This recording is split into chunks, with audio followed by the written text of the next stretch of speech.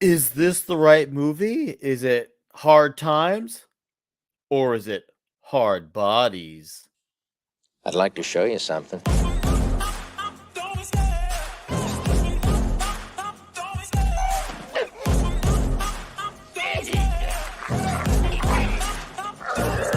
I love the chase and the hunt, and I set the pace when I'm running. I always take what I want, and I always give it 100. Don't need a bank, no, I'm funded. Play the game like it's nothing. I'm always thankful for something. Don't take for granted, stay humble. Now wake up! It's time to look at the enemy. Look in the mirror if he is no friend to me. It's not working out, maybe it's the chemistry. It's time to break up so I can make a better me. Better believe in your mind, 'cause it's everything.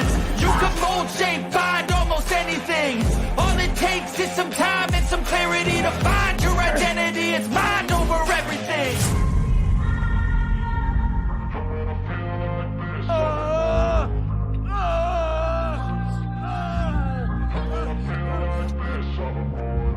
And when I feel like this, I'm immortal. When I feel like this, I'm immortal. When I feel like this, I'm immortal. When I feel like this, I'm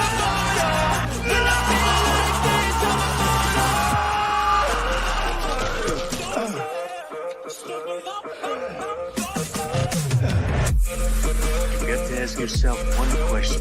Do I feel lucky?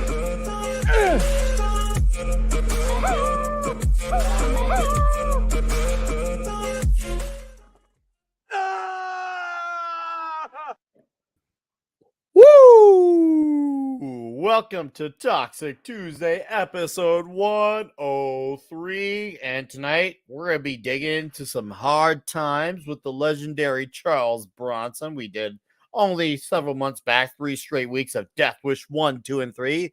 Now we get to revisit the Bronson a little bit. And for most of us on the panel, this is the first one where most of us, including myself, have not seen this before ever. So we got for a lot of first-time viewees on this one. So it's going to be good. Let's acknowledge some quick faces in the chat. Hope you all are having a great day or night, wherever, whenever you are. Let's see who's here. D. Bud Martin. Hey, McFly. How's it going, McFly? Tuna Guy and Chris Mead. The Gilded King Vince Womack. David Glenn. Darth Viewer. Commander Ed Straker of Shadow, Gonzalo Bergali, Davina Duckworth, Deleted Scenes, Keely Cho. I like that. It's almost like a chat. Randy Thodo, hello, RJ Godzilla. Hello, and welcome all to Toxic Tuesday. Oh, yeah, let's bring on Mark D with a C, who I already let in here. Yeah, How's you it already let going, me in Mark? early. Good, I good. did. I slid you in early. Slid me in early. Wow, I'm privileged here. Yeah, we can't do hard bodies tonight. We got to do hard times. You sure? You're this was stuck a with the classic men 80s movie. tonight, Mark. I'm You're stuck with all the guys and boxing. Guys without shirts boxing the whole night instead of this. Dude, this is a Mad Market movie, and that that son of a bitch is not even here. What the hell, Mad? Well, Jill Ireland, Charles Bronson's wife, is in this movie. So I guess that's the only way. That's the only woman allowed in the movie, right? If it's Charles Bronson's wife. Yeah. Well, unlike this movie, you could argue the girl in Charles Bronson's life is a lot more safer than any girl that exists in Death Wish. So we could say that. That's for sure, right? Yeah. Well, he's a death wish if you fight him, and then he's in great shape. I looked it up. He was 54 filming this movie. Yeah, man, dude, I'm fucking 50, huge. He's always been in great shape. So yeah. So if you haven't seen this movie, first time I haven't seen it. So yeah, it's gonna be fun talking about this movie tonight. Yeah, gonna be super normie tonight. I like it. A lot of virgins. Yeah, right. Where this is a Charles Bronson panel of virgins. I like that. Well, good to have you here, Mark, and let's have some fun tonight. All right, sure, it's gonna be good. Okay, let's bring in our other dudes. Gerry will not unfortunately be around today. He's working on his coming back. Sometimes things take a little longer in this life, but Gerry, I know you couldn't be here and you wanted to be, but dude, next week, man, next week. All right, let's bring in the Keto Simple One himself. How are you, Dustin? Living the dream, my friends. How are you? I'm very, very utterly beyond decently good. I love a movie that starts off with a hobo jumping off a train. And he's like, you know what? I got $6. Let's fuck some shit up.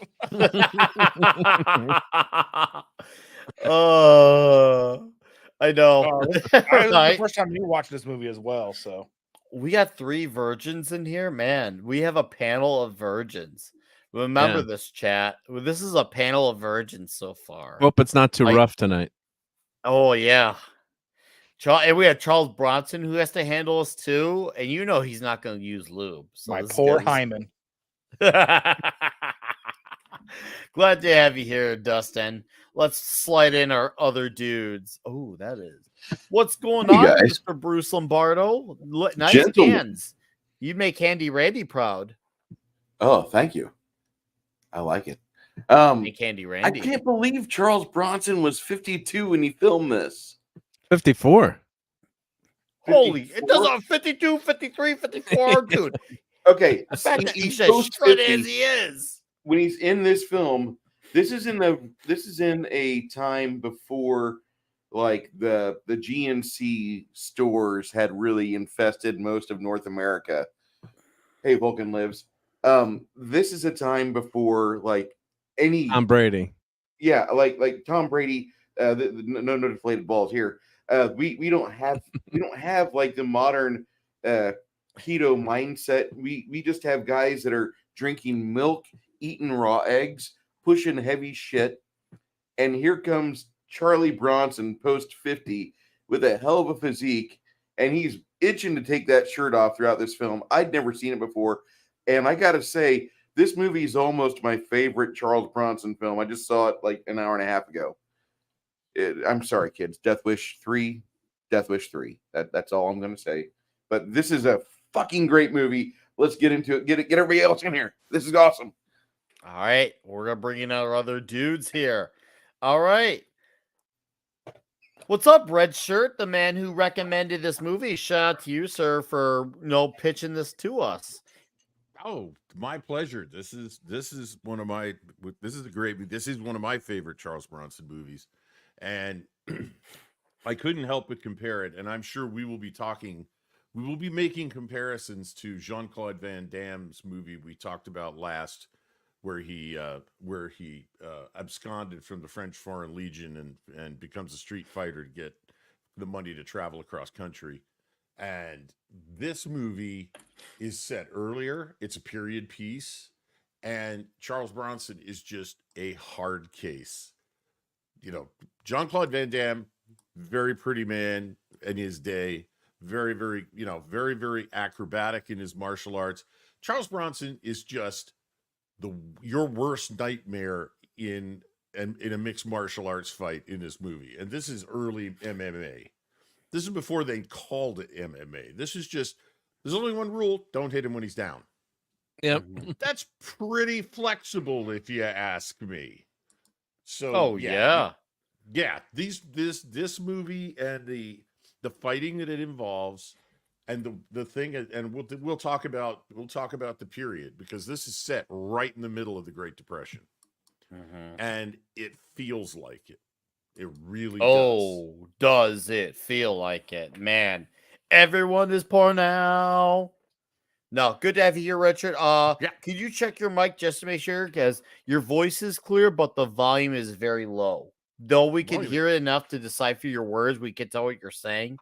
It just definitely needs more volume. But other than that, man, no, you are right on all these things. And I think from a normie perspective, a historian perspective, and a Bronson perspective, we're going to be a little bit bigger than the average normie.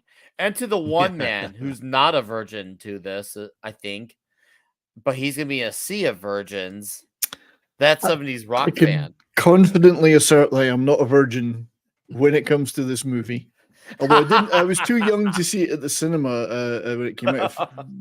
Well, I think I was too young. I can imagine that. So you remember your first time?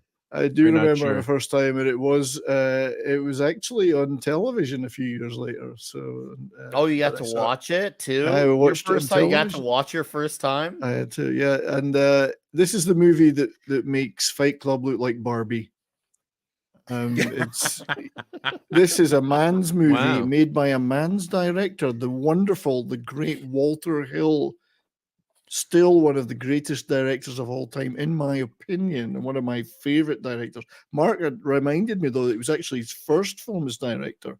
I didn't realize that because he'd written a few films. But he's also a great writer and Well, yeah. producer, and he also produced as well because he was a writer on 48 Hours. He'd That was written a big few deal. films before Hard Times, like The Getaway and The Macintosh Man, great movies. I didn't realize this was the first one he directed. So Walter Hill, awesome director.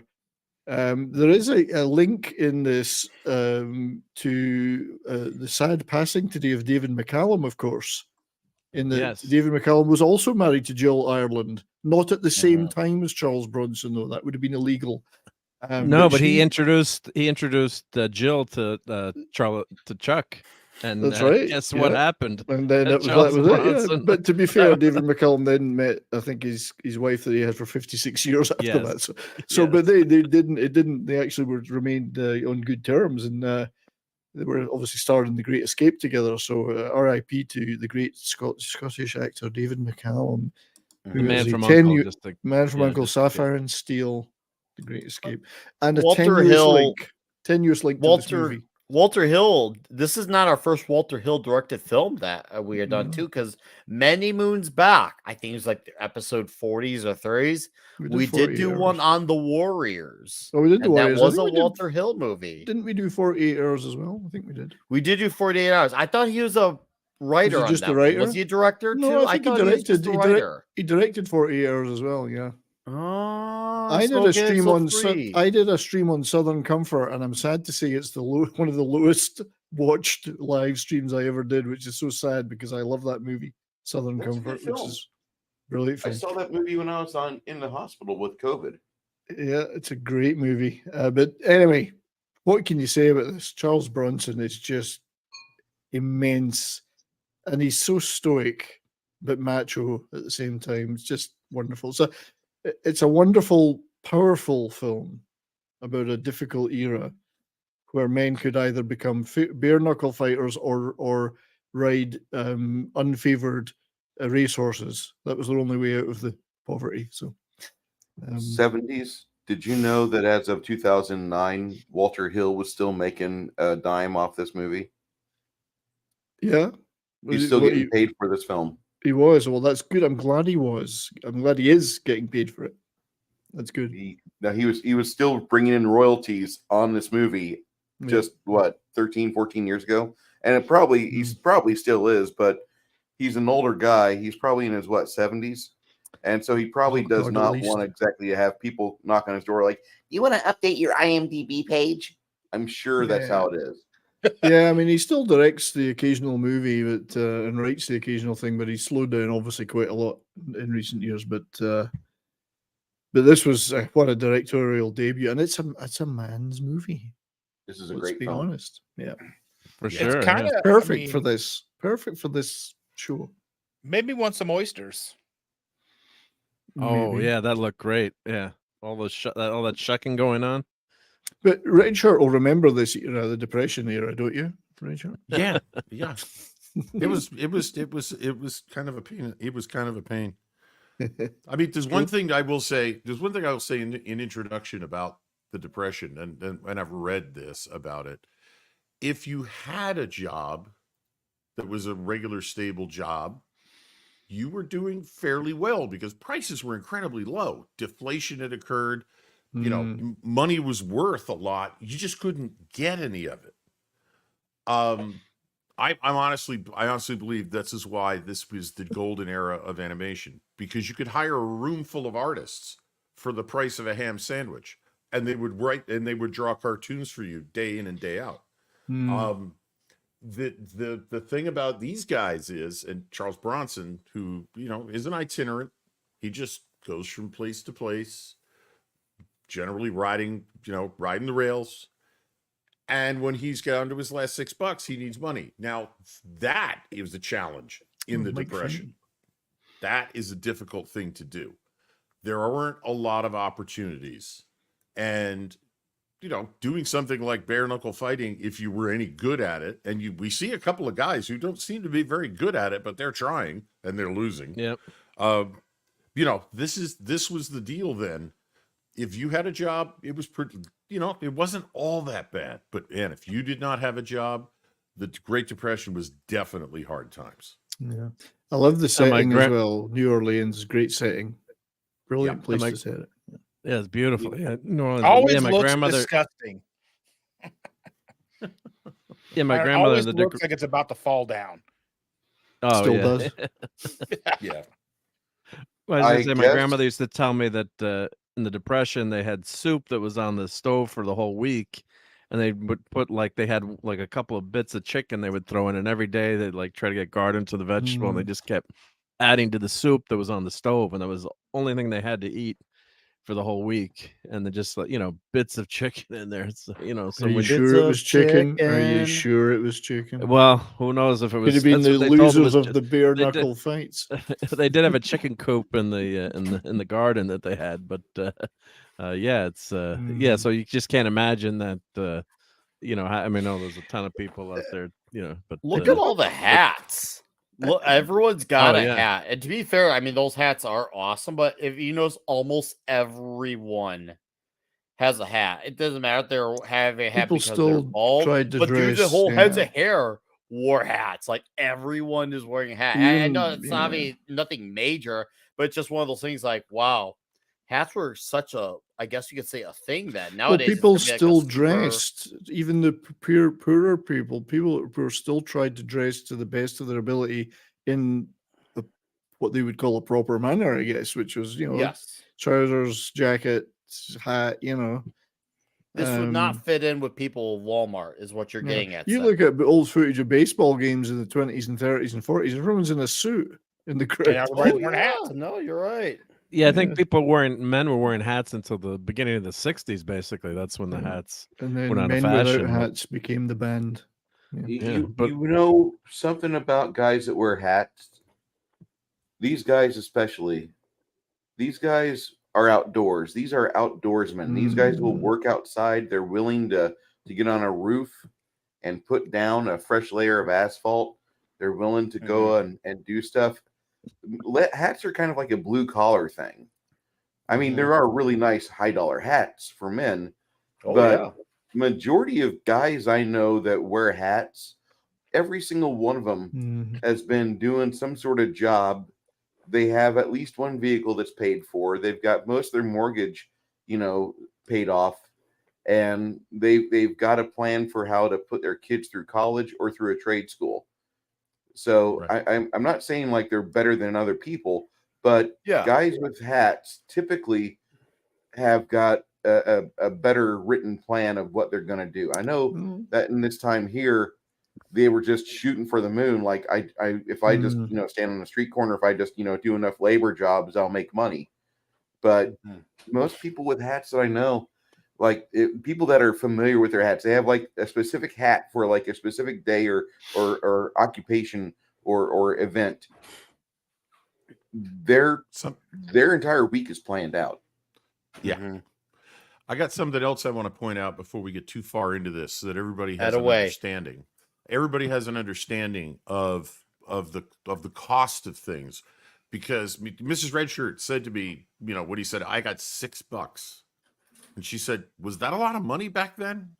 And I just put it into an inflation calculator and picked 1935 as a guesstimate for the year of this movie taking place. And $6 then would be worth $134.46 now. Yeah. Jeez. Wow. So, and by the way, and just for future reference, when we get to the end of the movie, there's going to be something that happens involving $5,000. And $5,000 then is worth $112,053 now. Wow. Yeah. So the point is, when he decides he doesn't need to make any more money, he has made several years worth of That's income right. He's for like, I'm somebody good. now. Yeah. He's good for a while. Yeah. So just keep that in mind when numbers come up. Like, I got $6 to bet, or I have to borrow $1,000 from a loan shark or something like that. Multiply by, let me just go back to $1 so I can just tell you what the multiplier But these is. guys, while you're doing that, they're only fighting for the money. They ain't fighting for pride or achievements or anything macho. It's money. That's it. It's just that's money. what Danny literally just said. It's like, it makes just money. money. It pays. But it's like, you remember seeing Psycho, Gotta right? eat. Hi, Tom. Yeah. Psycho. Tom's in the house. Speaking of Psycho. Yeah. Fuck I was gonna say, like, Gilbert. if you've ever seen Psycho, like the person comes into that office with like $40,000, and people are like looking out the window and like making sure that somebody's not going to try to come in and like rob them. You know what I mean? Like, and I know $40,000, but we're talking like that was 1940s that Psycho was based in or whatever, right? No, 1960. Was it 1960? Okay. Mm-hmm. But yeah, so I mean, that's still, 30-year difference or whatever. But like, that's the same thing. Like 40 grand is it's like the money doesn't make sense to us sometimes. Like they're literally paying 5 cents for a cup of coffee, which would be the equivalent of what Starbucks now. Yeah. Well, you could buy a house for a couple of $1,000 then.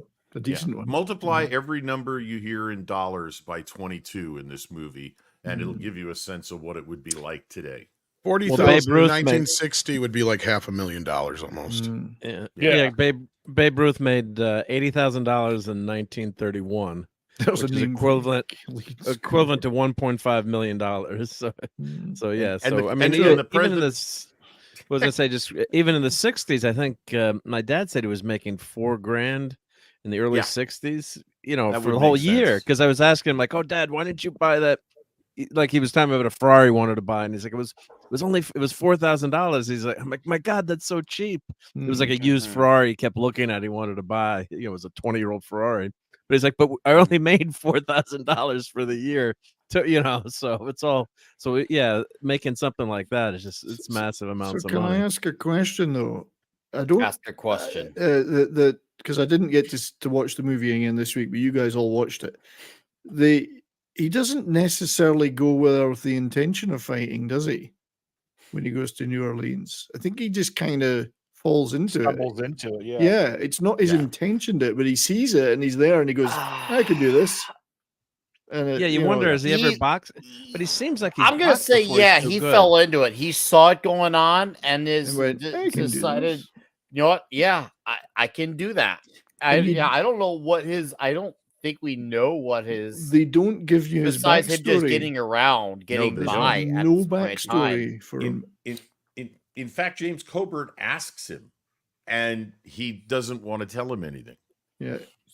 He has to be a boxer. I like to know where my boys come from, and he just smiles at him. Yeah, he doesn't. He had to. Anything. He had to though, because there's no way you could box. I mean, I dabbled in karate, and then when I went up against people that have been fighting for years, and you get your ass kicked in 2 seconds when you think you're hot stuff, and you're like, wow, I got to practice another 1,000 hours.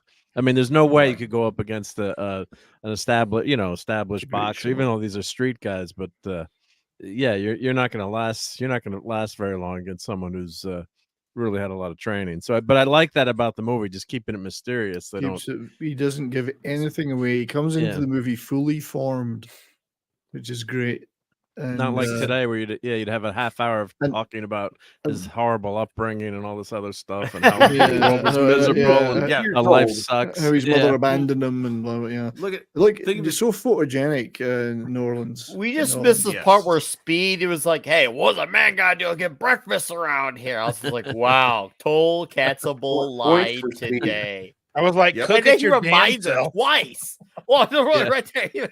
I was just like, she doesn't rush into the day's work. Don't mind Sleeping Beauty here. Nice. I mean, if you go back, if you think about that view of New Orleans. I bet if you compared it to what it looks like today, it probably looks exactly the same. It probably does. Large parts of it do. Yeah, you can Yeah. get away with it. Yeah, Also, what's great about this? Sorry to Richard. It's an original screenplay. Like, how unusual is that? You wouldn't get that now. It'd be, what can we remake? What can we reboot? What can we original screenplay every time with Walter Hill? Yep. So, Didn't Walter Hill write this for I've made scale? the argument He many did. times that if The Matrix never came out today, it would have absolutely never seen the light of day. Just because it was an original story, very, I guess you could say, especially groundbreaking, very risky, and you didn't know, like, was that type of thing going to work? That's something Hollywood would never taken a bet on a movie like that if that was considered original property today. Yeah. This is Bronson playing almost like a character like Clint Eastwood's Man with No Name. I agree. He walks into the movie. He won't tell anybody about himself. Mm-hmm. He performs. He does a job or plays a role or does something, and then he rides off, and everybody goes, "Who was that guy?" And that's Wolverine. basically what. Yeah, that's basically the character Bronson is playing here, right? But he's playing a character that doesn't like to tell people about himself, and. You know, if you were a hobo back then, that was probably not the kind of that was kind of probably the way you would be. You'd be a very private individual. You wouldn't want people to know about your backstory, your history. well, You don't want it to catch up with you. There could be some things you don't want them to know for all sorts of reasons. You might be on the run. I mean, who knows? It could be a deserter. It could be all sorts of things. My guess is he was probably a World War I veteran anyway. I was thinking that. Yeah, I was thinking the same thing. Yeah. No, I mean, because the thing is, you said about movies today, they would just remake this movie today, is what they would do. Oh yeah. But they would add so much to It'll it. be And two you're women right. in Like, the leads. this is a really tight 90-minute movie. I mean, it almost feels like a made-for-TV movie at some points. And I don't mean that in any disrespectful way. I just mean in the way it kind of clips along. It doesn't have any extra bullshit in it. No way. It's like, yeah, like even Coburn's girlfriend. I don't even remember. Does she really even break up with him? She just kind of disappears at one point. From my memory, I'm like, wait a minute. Well, What she didn't happened? make breakfast fast enough. Yeah, she's. Yeah, I don't know. It's like what she's there. It was like after the scene where he blows all the money, she's gone. Like we never see her again. So I'm assuming there was some scene in between there where she left him or whatever. No, I'm not surprised. So like that's what I'm saying. The audience, that's where Walter's like, the audience don't need this extra scene. We can just get rid of it. Temporary association anyway. No, they were fucking fiancés. Yeah. Like Jim Hendry beat the crap out of this guy. And I like how he's like, somebody help this guy. And also he just beats him even worse. I'm like, holy crap. And then the other part was you had, hysterical. Charles Bronson's love interest where, in today's version, that would be what gets him, to change his mind about fighting would be her, right? Well, in this version, she's like, fuck you, you ain't got your shit together. See ya. Like, no, if anything, she gets a better fighter offer today. She's got enough work of her own. She'd be the fighter today. Well, yeah. You would tell him to step aside. She's basically doing the same thing he is. She's in it for somebody to take care of her. He's in it for the money. My point was getting to it. Is this like one of the most male movies I've ever seen in a while? It is macho movie. Right? The women are treated like such accessories and horribly in the movie. They're given nothing to do. Yeah. Make breakfast. But they also, what the women in this movie though also know they and I say this loose, like say this with importance, but they know their place and they know how to get what they need. Right. Oh, you're not wrong. And I don't mean to say that they know their place like. Oh, we know. Yeah, I mean they know what they have to do to get by in the world they live in. Well, that and the other side of it is their purpose in the story is. It's like they serve no extra purpose whatsoever. Like, not really. No, you don't really even need Charles Bronson's girlfriend in this movie. She shouldn't even be there. It's just because it's his wife. It's just because it's Jill Ireland. Right? Like it's like there's no real reason for this character to be there. She served no purpose at the end of the day. She was probably going to be hanging around the set anyway.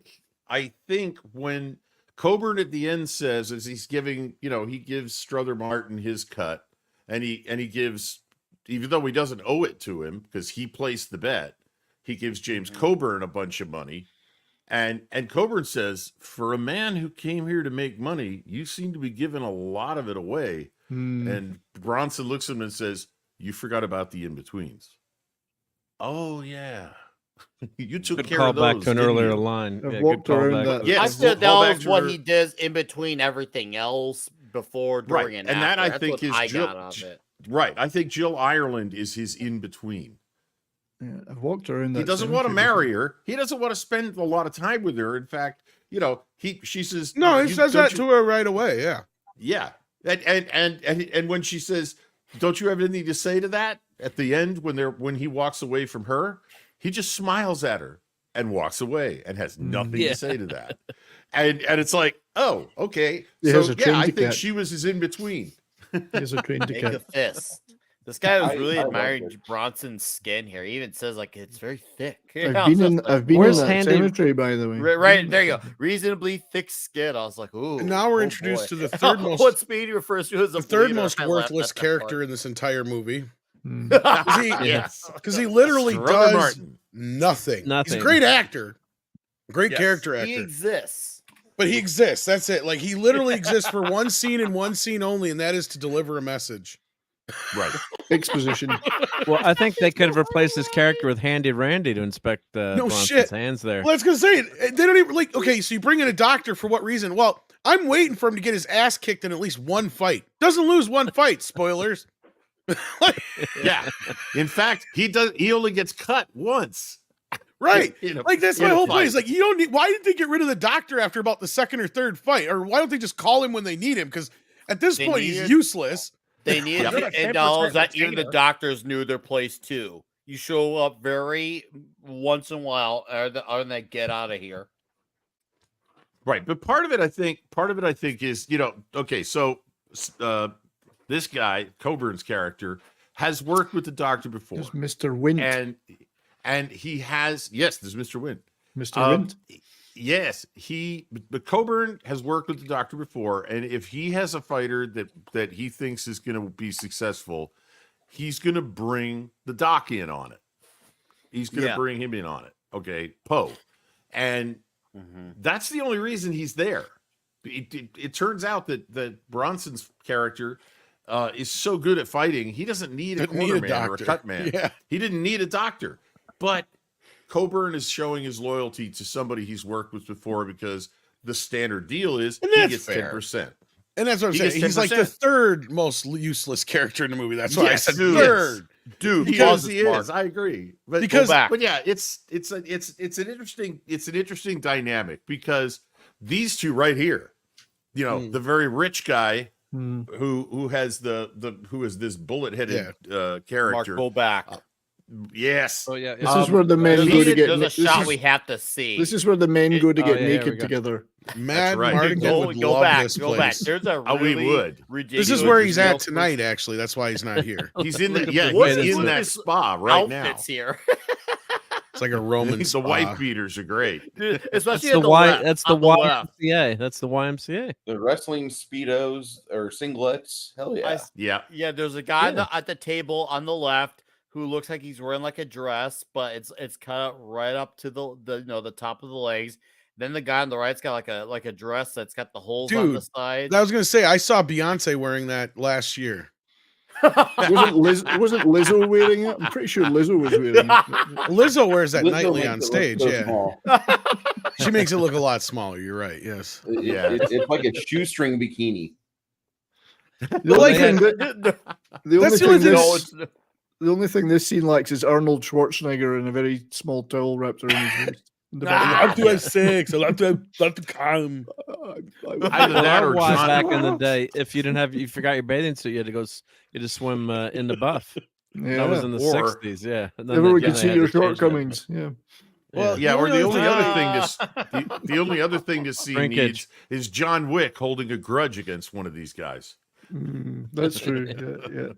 You forgot your shorts. You're about to die. Where is Mads when you need him? I God. know. I know, right? This is the Mad Mardigan scene. And you- I and saw you- the console as right here. prehistoric Dick's Division, Is that San Man, Francisco? if you look back in that back corner, he's back there splashing, having a good time. Look, guys, look. Speak of the devil, and he appears. So much. Andy Randy's here. Awesome. Hi, Andy. Randy. Hi, Mad. I don't think Mad will even get an on-screen appearance tonight, will he, Mark? No, There's no No, need to use him. I could. No. I should have added him. I should have added him to this scene though, but I was kind of Yeah. lazy tonight. I guess. Yeah. I should have put him in the speedo and the bathing suit there, but This was actually shot on location at Mads' house. but we can always do this. There you go. That's it. There you go. That does kind of look just like the bathing suit. No, he's ready to go to the spa now. That's exactly what I said. That's where he's at. This dude from Lionheart. the Wrestle super- spa, wrestle spa, wrestle spa. Lionheart was clearly influenced. Their pool scene in Lionheart was influenced by this pool scene in Hard Yeah. Times. It's all connected. Look at those Mhm. outfits they We'll I see. made. didn't realize Mad was so ripped. He's been working out a lot. Neither did we. Oh, it was always inevitable. It's not like it's almost kind of like the take a shot. Back it up one. Right, yeah, think about it. That one or the next Let's one? go one more. Somebody get a snapshot of that. Someone get a snapshot. Coburn's checking out, man. Snapshot that one. Actually, it looks like he's fucking him pretty good, but I just screenshotted that right now. what are you seeing you here at the Y, Mr. Mad Mardigan? He's the man who puts I- the X into Y. He's the man who puts the X into Y. Yep. Yeah, Mark, you mentioned something in the private chat. I don't know if you finished it, but you were talking about sort of the chemistry and the personalities of the actors in this film. And it's interesting that Coburn and Bronson had quite a bit of time on screen together, had to interact, had conversations. The only other movie I can remember that they were both in was The Great Escape, and I don't think that either of them said one line to the other. I don't think they were together in that movie. no. They were just in that movie in different scenes, but in this one, they I thought they worked very well together. Yeah, there was. So, I was reading an article, and I don't know if you want to. I can skim through what they said, but is it Before Hill? you It was do, Hill. before you do, Mark, I just want to say if there's any of the memers listening in, you guys need to get on that scene. All right, carry on, Mark. So this is an interview with Hill, and he says Bronson was a very angry guy. He didn't get along with a lot of people, and I'm just adding, well, don't mess with him if you don't get along with him. Yep. The reason I can tell you, and I got along well, was he respected that I wrote the script. He liked the script. Also, I didn't try to get close to him. Kept it very businesslike. I think he liked that. Jimmy Coburn, who everyone liked and got along well with, he and I did not get along well. I think he was not in a good mood about being in a movie with Charlie. It was Second Banana. He'd been up there more, and his career was coming back a bit. I didn't think he was wild about being Second Banana. You guys Charlie was forgot they were in their biggest movie they were in together. Which is The Magnificent Did you say Seven. Jid? Seven. Yeah, that's right. Yep. Oh, Yeah. God, yeah. So hold on. Sorry, I didn't mean to Steve interrupt wanted that. be the No, you're right. Capodanno. You're No, you're right. You guys But are like, I don't know but if they've ever been in a movie together. I'm like, are you kidding me? Like the greatest no, no, no, Western no, of all but- time. One of them. Anyway. But like that, but that's you're right, because I just watched that not that long ago, and I don't know why I didn't remember that. But in the Magnificent Seven, they didn't interact either any more than they did. I in don't The know Great if they did Escape. or not. Yeah, you're right. I don't No. know if they really But in had a this, scene together. but in this movie, they had a lot of time. And here's the thing that I found interesting: you have Charles Bronson's. I mean, this is a reserved, subtle actor like Steve McQueen or Oliver Reed, where the camera will close in on him and an eyebrow will go up or half of his mouth will smile, and that's his whole take. And you understand, because it's like when Charles Bronson smiles at you, run is basically the way this movie works. Okay, when he's smiling at you and you're not female, you should be running already. The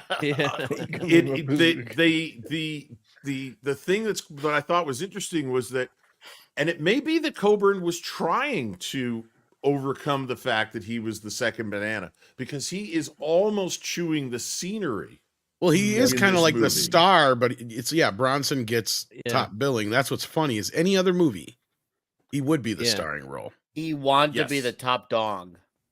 Yeah. Yeah. So the rest of that sentence there was he says, but I Charlie was was saying, a man, big you guys keep talking about bananas, but no one is hearing what I'm hearing. Come on. We heard you. So, Mark, you were going to finish that off? Well, yeah, let me finish that quote there. Yeah, so it says, but Charlie was a big star, perceived to be low rent. Well, that's going to get your ass kicked. That was part of his anger. He thought there was a cosmic injustice that he was not a movie star at 35. He didn't get there till 45 or whatever. However, when things seemed to not be working well or there was some impasse, Charlie would come down hard on my side. That was a tipping point. And he also said Hill had troubles with Strother Martin. He said when he was good, he was very good, but he could just be just awful. Hill later said I said to him once, divide in half, Strother. And he said in half, and I answered that's if you want to be in the movie. So that was interesting, yeah. But so this is Hill just starting on his career too. So I mean, you're working with bigger name actors, and it's it's tough to be in charge.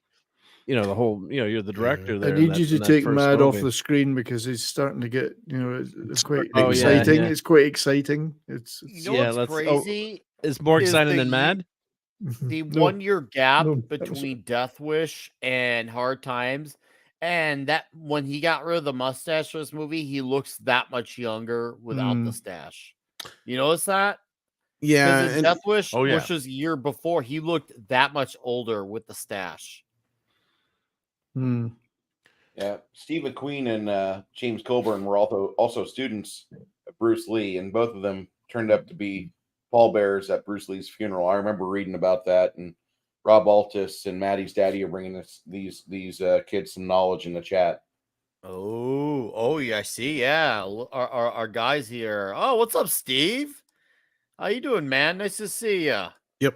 Yeah, guys are laying down the knowledge in there. Mad's intimidating us, Nick. But yeah, this is a movie I have very little I can add to because, like, the only thing I was going to say earlier is that's the only thing that feels like this movie is missing out of the cliches is just him losing a fight, and that's where like the woman, the female character might have had something to do then, kind of help build him back up or whatever. But no, they don't even have that in this movie. It's just pretty straightforward. Girl, that was his loss in the movie. He doesn't care. He doesn't care. But he didn't. Like, it's literally like she's there long enough just to make sure that everybody realizes that neither one of these men have a case of the gays. That's what the women are there for. That's all they're there. Yes, I'm pretty okay with that. We're okay with no gay. Doesn't mean they want to hang out with women though. Exactly. Somebody's probably like, maybe we should put these guys with some women. Well, can we fight them? Is there money in it? Okay. Can I punch them and get money? I think we may have to do a poll. I'm filling a poll tonight. Pardon? We're gonna do a poll in the chat of which movie had the least amount of ladies. So, and this could be either Hard Times, The Expendables, or Heartbreak. Well, here's what I'm saying is you could do a cut of this movie where you pretty much cut both female characters out and you would not fucking notice. No. Not at all. I agree. Yeah. If there's any filler in this movie, it's when the women are involved. And that's why they're there probably. It's just so that men could have a reason to tell their wives to come to the movie with because this is, like I said, this is one of the most guy movies I've ever seen in my life. And I didn't know nothing about this movie going into it. Ironically, I bought it like 2 months ago on Vudu because they did it in 4K. And I can't figure this out. I've been trying to figure it out since we talked about it earlier because I mentioned it to Nick. I'm like, I don't see the relevance of this movie other than it's just a typical, B movie kind of, street fight with Coburn and Bronson. Like, nothing about it screams to me, what is the big deal? It didn't even make that much money at the box office. It only made $5 million. It's like, I guess unless it's because it's Walter Hill's first movie, or is it one of his first movies? It was his first. That's why. That's got to be it, because Walter Hill's movies have been getting released in 4K. That's why. Okay, but it is a slice of life. 27 million, but I don't know if that's correct. Oh no, it's a good movie. Don't get me wrong, but I'm sitting here watching it and I'm just going, because I didn't realize he even had it until I brought it up again earlier on the show, or not this show, but one of the last shows when you brought it up, and I'm like, I don't think I've ever seen that one, and then I noticed it in my Voodoo the other night. I'm like, oh yeah, I do have that. All right, chat. The poll is running right now. Which movie has the least amount of women in it? Right now there are 12 votes, and The Expendables is at 50% with Heartbreak Ridge and Hard Times tying. So get those votes going. There's 60 of you in here. There should be far more than 12 votes on this. So get on. Get mad you can only vote once in the infantry. The thing, yeah, there is no 3 a.m. ballot dumps on this vote. I think you're missing. You're missing a movie. It should have had The Adventures of Priscilla, Queen of the Desert. That's got the least women in it. I've not seen that one. Then you wouldn't get the joke. I have not seen it. There's less women in that movie than any of these. This guy, this guy's got a punchable face with the mustache, with the Ron Jeremy stash. I see him. I'm like, all right, he's pre-Jeremy, but I still want to punch his stash off. Yeah, straight up. The thing, the thing I like about this movie, and I think it elevates it a little bit above your average B movie, because I watched it again. It's very much a period piece. It reminded me in some ways of The Sting. Yeah. They do a really great job with the period. Yeah, but The Sting is a very stylish movie, even though it's a whole lot of grifters who probably don't have a whole lot of money, but as James Coburn does, they dress well, and they could come up with costumes, and then come up with all kinds of sets, because that's what they do for a living illegally. Robert Shaw could have been in this movie. Yeah, totally. Robert Shaw could have been the ultimate bad guy, where he's or the loan shark, or this character here, even the. Yeah. Yes. But this is a period piece that, from it what is, I know, but it doesn't really call to attention the fact that it's a period piece. I mean, they allude to the fact that they're in the middle of the Depression, but they don't give you an exact year. The amount of the point, Tom, is because it's about the story, but you put the pieces together of the time and place. And it would have been helped to have been more specific and exact. But if you look at the environment around you and no history, which I'm assuming people at this time, a lot of the events weren't that far away from when this movie came out. So people still have a fresh memory of this, so they can kind of figure it out together. Whereas nowadays, I feel like you would almost be required to put that in it, because how much more time has passed from the events of the Depression to now. Whereas for them, this is just a generation or two after, where all people could still speak like as if they just remember it like it was yesterday. Yeah, I think it doesn't want to give you any backstory. It's just a slice of life, and it doesn't need to. It doesn't need to. A fistful of life. Do you know that this movie was called The Street Fighter in some parts of the world? Which makes more sense. See, Hard Times. I would love that, and this is why I brought up the fact that it doesn't really matter that it's a period piece, because outside of the costumes and just kind of a little bit of the motivation of the characters, none of that's really relevant to the story. So I'm almost surprised the studio didn't force Walter to shoot it as a modern film.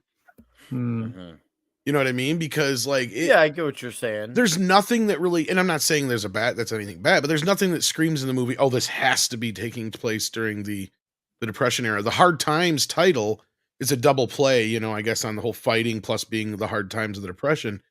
But if you just called it The Street Fighter, it could have took place in 1969 or 1975 or 1959 or whatever. Yeah. Right. I think, Tom, the difference is that the people we see who have no business being in that ring, like the guy on the boat who gets his clock cleaned by the actor I've seen in a million things, the bald guy, Rob Kessler. Yes. He doesn't look like he could take on James Coburn's character the way he fights, and the reason is he's desperate, and it's the desperation of people in the Depression. People who sat on a street corner with the signs that said "We'll work for food," right? Or they rode freight cars because they couldn't afford even a bus ticket or a train ticket. The only way they could get to another city to find work would be to risk life and limb, and the train security types who would literally throw them off the train if they found them. They wouldn't wait for the train to stop either. They just kick them off. It's that depression. It's that desperation. I think that's, I like the feel of it. I agree with you. The desperation of the era, really feeds in the idea of why somebody would fight like this or why they would. Right. Yeah. And I agree with you that, it's not a slick, polished film.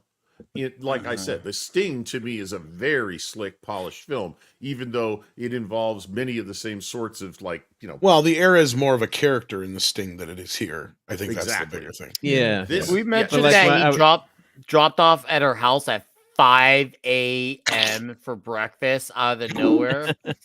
Right. Get up and make breakfast, woman. That'd be considered stalking with the police showing up, getting canceled. Maybe a mugshot. Well, you know what? I was thinking about this because I didn't realize this before you guys said it, that James Coburn was upset about being quote unquote second banana in this film. And I am just putting two and two together here. I'm not saying that this is true, that how this movie came together, but I'm just putting a wild guess out there. I wonder if you guys would believe this scenario or not. Just because the way this movie is structured, okay?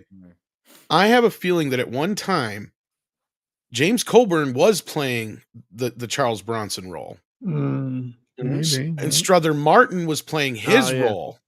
See, because that's the thing, is James Coburn is playing like the used cars salesman type of role, which is what Strother Martin plays all the time. Yeah. Right. And then you look at this and you got Charles Bronson in here with his wife, and she's in here for no reason whatsoever. She's the most useless fucking character in the entire fucking movie. We have the budget for her, Tom. Here's my theory. I think the movie was originally set up for James Coburn and Strother Martin, and all of a sudden somebody goes, I can get Charles Bronson. And they got Charles Bronson, so they flip-flopped the characters around, and they added this extra character for Strother Martin and for Charles Bronson's wife, because that was part of the deal.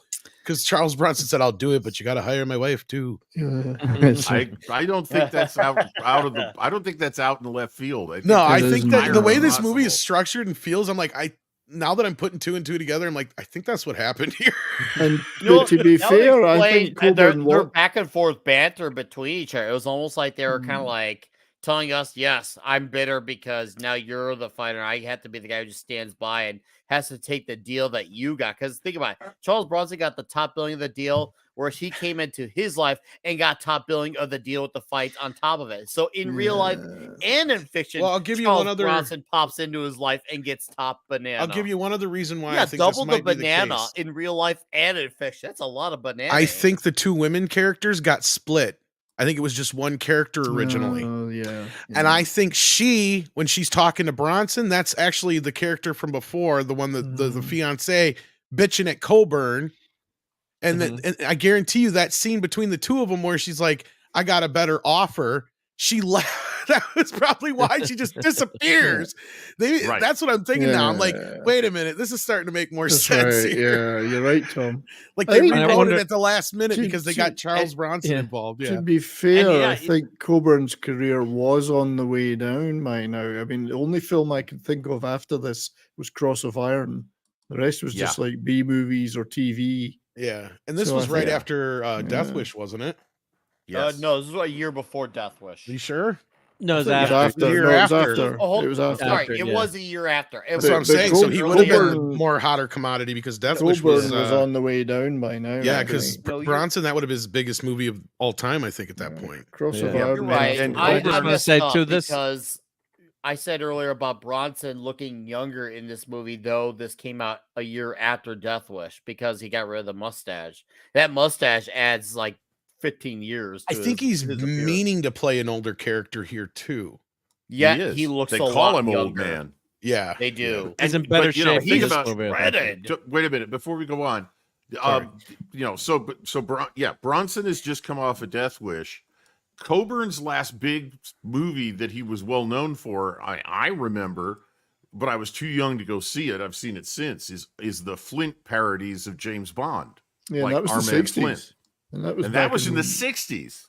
So that was at least 7 or 8 years Yeah, as I say, Cross of Iron was after this, and he was after this. He had a big part in that, but other than that, it was TV all the way, I think, or B movies. Yeah. Oh, I had to stop there too because I was just wondering if this is Cafe du Monde, and those are beignets on the table there. But that the famous New Orleans coffee house, Clobbering Times, is not here. But I'm just wondering, and so those are some of the best donuts in the world. Nick, have you ever been there to have a beignet at New Orleans? Yeah, they do not.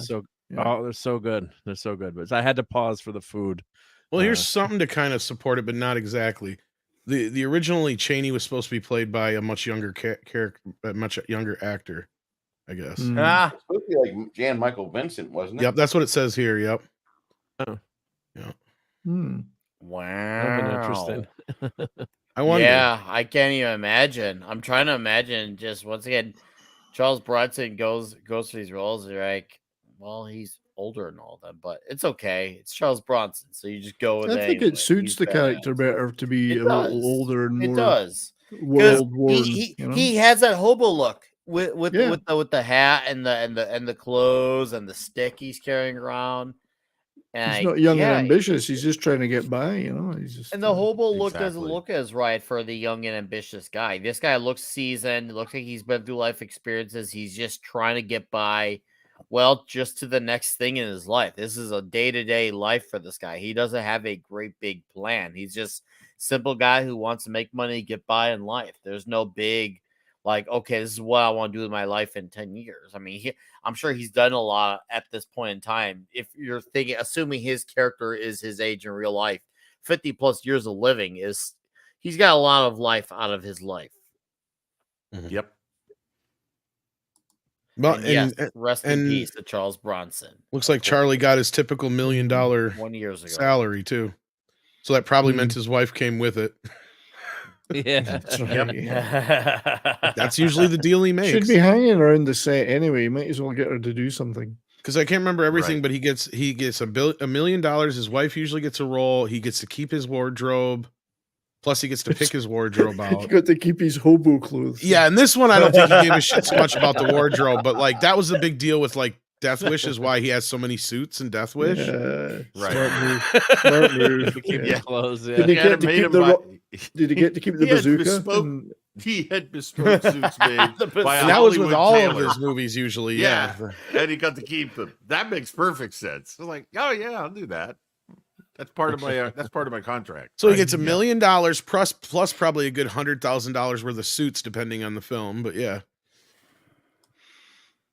and he got some pussy there. Coochie. Well, and it's also funny learning about him having like OCD and stuff like that, and some of the roles he took over the years. It's just wow. But hey, he would have been a good equalizer. Yeah. Yes. Yeah. Well, and Death Wish is Robert McCall.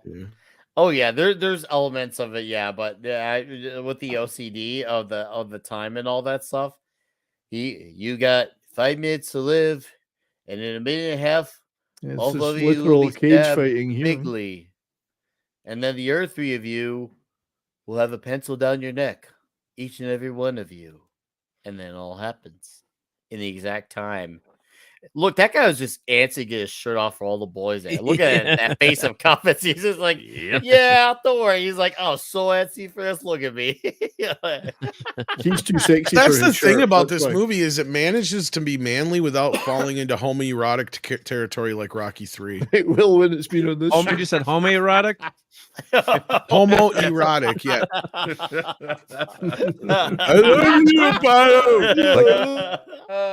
I want to put my dick in your boaty's hole. You know, like I don't know if it's gay unless you like make eye contact while there's the blowjob. Blowjob's not that gay. That's what I told the pilot. You know who Speed reminds me of Centauri from Last Starfighter. It's like he was taking note out of Robert Preston's book for Sound of Music. Because this doesn't remind me of the Sound of Music. The only thing I didn't like about his character, though, I got to say, is because they win the money, right? That first bet. Cheney, not Cheney, James Coburn, Speed. I didn't really end up liking his character. I was surprised that Bronson really didn't have to, go to that last fight. I guess, Doc convinces him, but I really didn't like, they finally won the money. He's got the money so he can pay off the gamblers, and he goes and plays craps and he loses all the money. Yeah, like, he's what not an a a-hole. sympathetic And then guy. he asks to Charlie Bronson, they ask, Cheney, he's like, can I borrow $2,000 from you? It's like, you just were up all that money and you lost it all in 2 seconds. You gotta admit, that's though, probably that's why his fiance more left him, realistic. You would think that's actually more realistic than him having him be this wonderful paragon of a guy. Yeah. He's a chancer, as we'd say. Exactly. And that's he's how not he a good added some one. drama to the movie, because there really isn't any otherwise. Right. So, and he's that's- not a very successful one. No, he's not. He's usually got a guy that's not very good, and he only wins small bets with small fights. Mm-hmm. What surprised me wasn't that Bronson decides to go and do the fight. He might have decided, you know what, if I can beat this guy, I'm set for years, because he would have been. That would have been the equivalent of a couple of $100,000 today. We were talking about the inflation rate before when we first started. So for Bronson, if Bronson is all about the money, going. Oh, geez. I don't think that was culture. The Yes, guy did not Six, it have was culture. culture. Six stole the was show with that culture. comment. Yes. We'll have to play that again for 6, I think, right? He was talking about we have culture. to. Yeah. Like, I don't know if it's gay. Like, I don't know. We double tapped it. Anyway. Okay, you go, Nick. Anyway, what surprises me is not, Bronson saying he's only doing this for the money. Okay, I could believe he'd say, that's a lot of money. I should go take that fight. Although he's out. I mean, he's back where he started if he loses, because that's all he's got. Like, I don't know if it's gay unless you like make eye contact while there's the blowjob. The blowjob's not that gay. Do you think that looks like culture? No. What surprised me was that at the end he pays Strother Martin's character Poe his 10%, but then he gives Speed a fairly decent amount of money out of his winnings, and I'm like, why did he do that? That's the one I don't get. I mean, if he was as mercenary as he said, it doesn't says make a lot sense. about Cheney's character more than it does about Speed's. That's I think. true. I agree. That's Strongly agree. It does say more about it. Great point. Yeah, Guys, we got 35 votes. Can we get to 50 votes with the chat poll about which movie has the least amount of women in it? It's either The Expendables, Heartbreak Ridge, or Hard Times. Still Priscilla, Queen of the Desert. Yes. Well, for these three, we're doing this. So let's see if we can get to 50 votes. That would be excellent. I mean, there's 50 of you here plus watching, which thank you for being here, by the way. But let's see if we can get to all 50, because that would be insanely huge if we could do that. Anyways, let's get back to our men here in the cage. It's a good shot there. Bronson's really does look in great condition. yeah, he's in great shape. Absolutely straight up, brilliant man. condition. There you go. Yeah, look at that, hard as nails.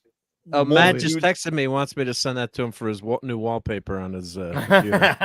Yes. Okay, that's shot number 811 in the movie. Okay, I got to make note of that for Matt. Yep, number 811. Okay. These are still awesome fights to this day. When you watch these fights, like, these are badass fights. Like, dude, this is just very plain, bare knuckle, like minimal, like just everything. There's just guys just hacking out for the money. There's no big end of the world scene going on. There's no like all or nothing. Like everyone is affected by it. This is just what we're gonna do is for money. It's practically a job, and yeah. It's simple. I love the simplicity of that. And it adds to this whole day in the life of Cheney. It really adds to that day in the life of him. It's almost like it's like a chapter in a story, like an extended chapter in one big story. Yeah. In terms of the fighting, when you talk about how the fighting went, I mean, I was a fan of boxing for a long time. And this guy is known for having a hard head. I mean, he used it on one fighter when Bronson first watches him fight. He headbutts him 6 times. to knock him out. He gives a lot of head. Bronson starts on his. Yeah, he gave a lot of head. The thing is that. Thanks, Mark. But well, with a bald head, there's more head. Oh, I was gonna say the bald. Since Charles Bronson's fighting a bald, he's got more head to give. That's right. But Bronson starts off fighting this guy by hitting him in the body, which you would expect a trained, experienced fighter to do with somebody who has a granite jaw. But in the end, he granite jaw, head, butt. Yeah, give it head. Go on. And he headhunts him at the end, and he puts him down with nothing but punches to the face. Hold on. Whereas he could have put him down with body. Yeah, there was punches. one where he's up against the wall. It looked like he was grabbing. It looked like Bronson. He's gonna shaft him to death now. It looked like It looked like he was trying to. It looked like he was grabbing the guys. He was grabbing Baldy's chest. He's like, "I want to feel your chest on me. See how that feels." Oh, no, never mind. Now that I see his hands, see, at first it looked like he was just kind of like, "I got my hands on your chest." He's got the meat of his forearm against the guy's trachea. Yeah. I don't know if you saw earlier, but I was going to come on to the stream with my 2 strip steaks and just slap them against each other so you guys could see the puppet show. But I was so hungry, I had to eat my steaks, and I just decided, fuck it, I'll eat it raw. You ate your meat and you ate it raw. I'm sorry. You just have to pretend I had my steaks and I was slapping them, because that's exactly what I was doing at first. You were gonna slap your steaks on screen. I was slapping my steaks. He's gonna slap his meat with somebody else's meat. Wow, Slappy from Goosebumps would be very jealous of you. You got lots of slap there. I was so starving. It was 7:30. Tom, just let me know when you want to pull out, and then we'll make it happen. Never pull out without announcing it.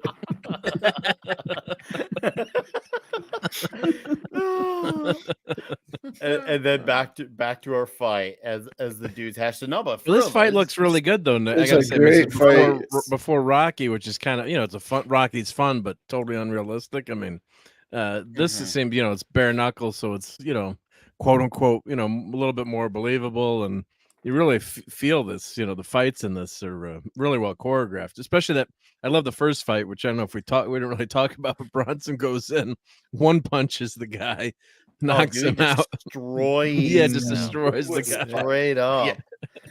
Yeah. And Jean-Claude Van Damme stole that for his Lionheart, where in his fight he puts the guy out with one punch. And I'm like, Charles Bronson. I look back on this movie and I went, this movie's 1975. Lionheart was later. I'm like, they're stealing stuff. At least I'll give Jean-Claude Van Damme credit. He's stealing from somebody really good in a good movie, because he was the king of B movies. Well, he was the king of B movies. So for him to take from this movie makes sense. Well, he saw that swimsuit that they were wearing at the pool. It's like, we got to wear outfits like that instead of just these random Joe Schmoes at the pool. We're going to wear themselves. If you remade this, that would be 2 women fighting. Yeah, it would. Maybe Rachel Well, Ziegler, we got the Marvels coming out soon. Rachel Ziegler and Natalie Portman would be doing that fight. Snow White versus, and they would be tossing over a 300-pound guy, Hurricane Rana style, like it's nothing. Oh, it would be happen. It would be absolutely. It would not make any sense. It would be like some Lara Croft or Black Widow type of like. Okay, I could get with this. It would be one of those definitely Ziegler types who somehow making this happen. Yeah, and you know what? If they remade it, Brie Larson would be the ringer at the end. Oh yeah, she would be. And Baldy wouldn't be the one carrying her briefcase. They'd probably make it be like some hero that we all love that has to carry her briefcase. It'd probably be like Nick Fury. You had to carry my suitcase, Fury. You're the bitch now. It It would definitely be like that. Either that or Henry Cavill. Oh, that would add dude. That might actually cause a straight up shitstorm. Yeah, but you know how many monetized YouTubers would make a fortune off of that? Oh, I know. Okay, Brandy Thodo, dude. Death Wish 1, Charles Bronson in the Speedo. That was the shot of a lifetime. We trust us when we say we talked about that scene on Toxic Tuesday. We probably went over that one moment for like 5 to 10 minutes. We need to put the link in chat so Mr. Thodo can enjoy that. Yes, let me you know what? dig out for that one. That guy on the left in the pool scene where you were talking about how it looks like a dress, except it's cut right up to the tops of his thighs. Isn't that the outfit that Jean-Claude Van Damme wore in Bloodsport? It was Lionheart. The black, or no, in Bloodsport. I thought he was in Bloodsport 2, or probably 2. Yeah, one of those two. He was in that onesie. He was in that wrestler's onesie thing, and I'm like, once again, I just kept having callbacks to Jean-Claude Van Damme movies, except realizing this thing preceded all of them. So yeah, it was weird. It was like deja vu, except this is the earlier one. All right, there you go, chat. Randy Thodo. Save to watch later. This is when we cover Death Wish 1 on Toxic Tuesday. This was episode 84. This wasn't that long ago. It was actually, I'll even get specific here with the date. We did that on April of 25th of the 23rd. So there you go. Hey, that's what the replay's there for, man. All right. Hey, we all know Mad probably had to clean his pipes after watching that Speedo scene. There it is. Yep, that's the Speedo scene. Yeah, Mad was in Death Wish, actually. Yeah.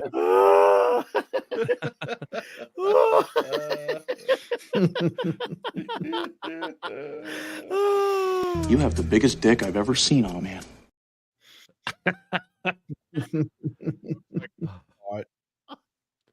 Well, it will never, ever get old. Yeah, it's even though it's not related, but since if a version of this came out today with Brie Larson, this is what I would hope would happen.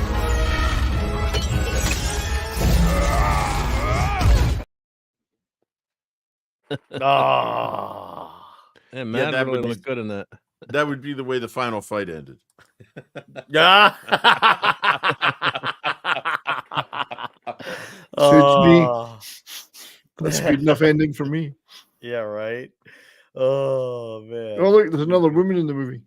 Another appearance of a woman. Yeah. He looks like Beto O'Rourke. Speed. Yes, he does. He does. Not a good look.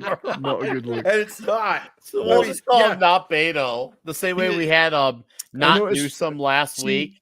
So we had not Newsome and then not Beto. I like the fact her name's Gayleen. I think she's actually a guy pretending to be a woman. Gayleen. Yeah. I just thought she was feeling the presence of all those men in her life. That she went Gayleen about it. Mm-hmm. Sometimes it just happens when you're in the presence of men. Mm-hmm. That's another question. This would be for you guys and Tom in part. I mean, James Coburn I normally associate with playing a likable character. He's not really a likable character in this. No, agree. He's playing against type. But I think he plays a great character. I think he does it very well. Although, like I said, he's in danger of chewing the scenery at a couple of points, because I guess he's just trying to contrast himself with Charles Bronson's very closed down, subtle performance. Because he's the man who doesn't say anything to anybody. And so he's Coburn's being almost flamboyant enough for Mad to like him. Mad's over the moon about it. Mad's probably got bush in his bush just thinking about it. Straight up, man. Mads has got the hair straightener out, putting them through the pubes tonight. I can guarantee it. Galen.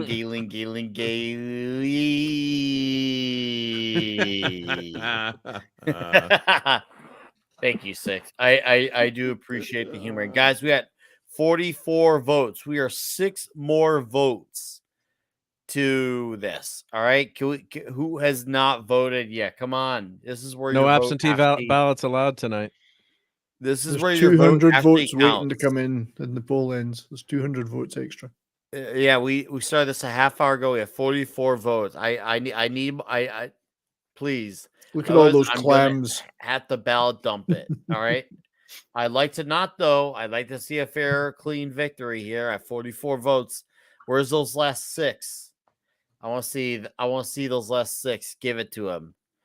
Oh, hey, aggregators. I got 6 up. Chicagoans double up. Oh, I know. Oh yeah. To motivate look at all the oysters. Well, 70s and Dustin got skin. You can look at they're showing their faces and their heads. It's all skin. There you go. There's your skin. There's your skin. That's okay. This isn't my skin. I got it wearing somebody else's.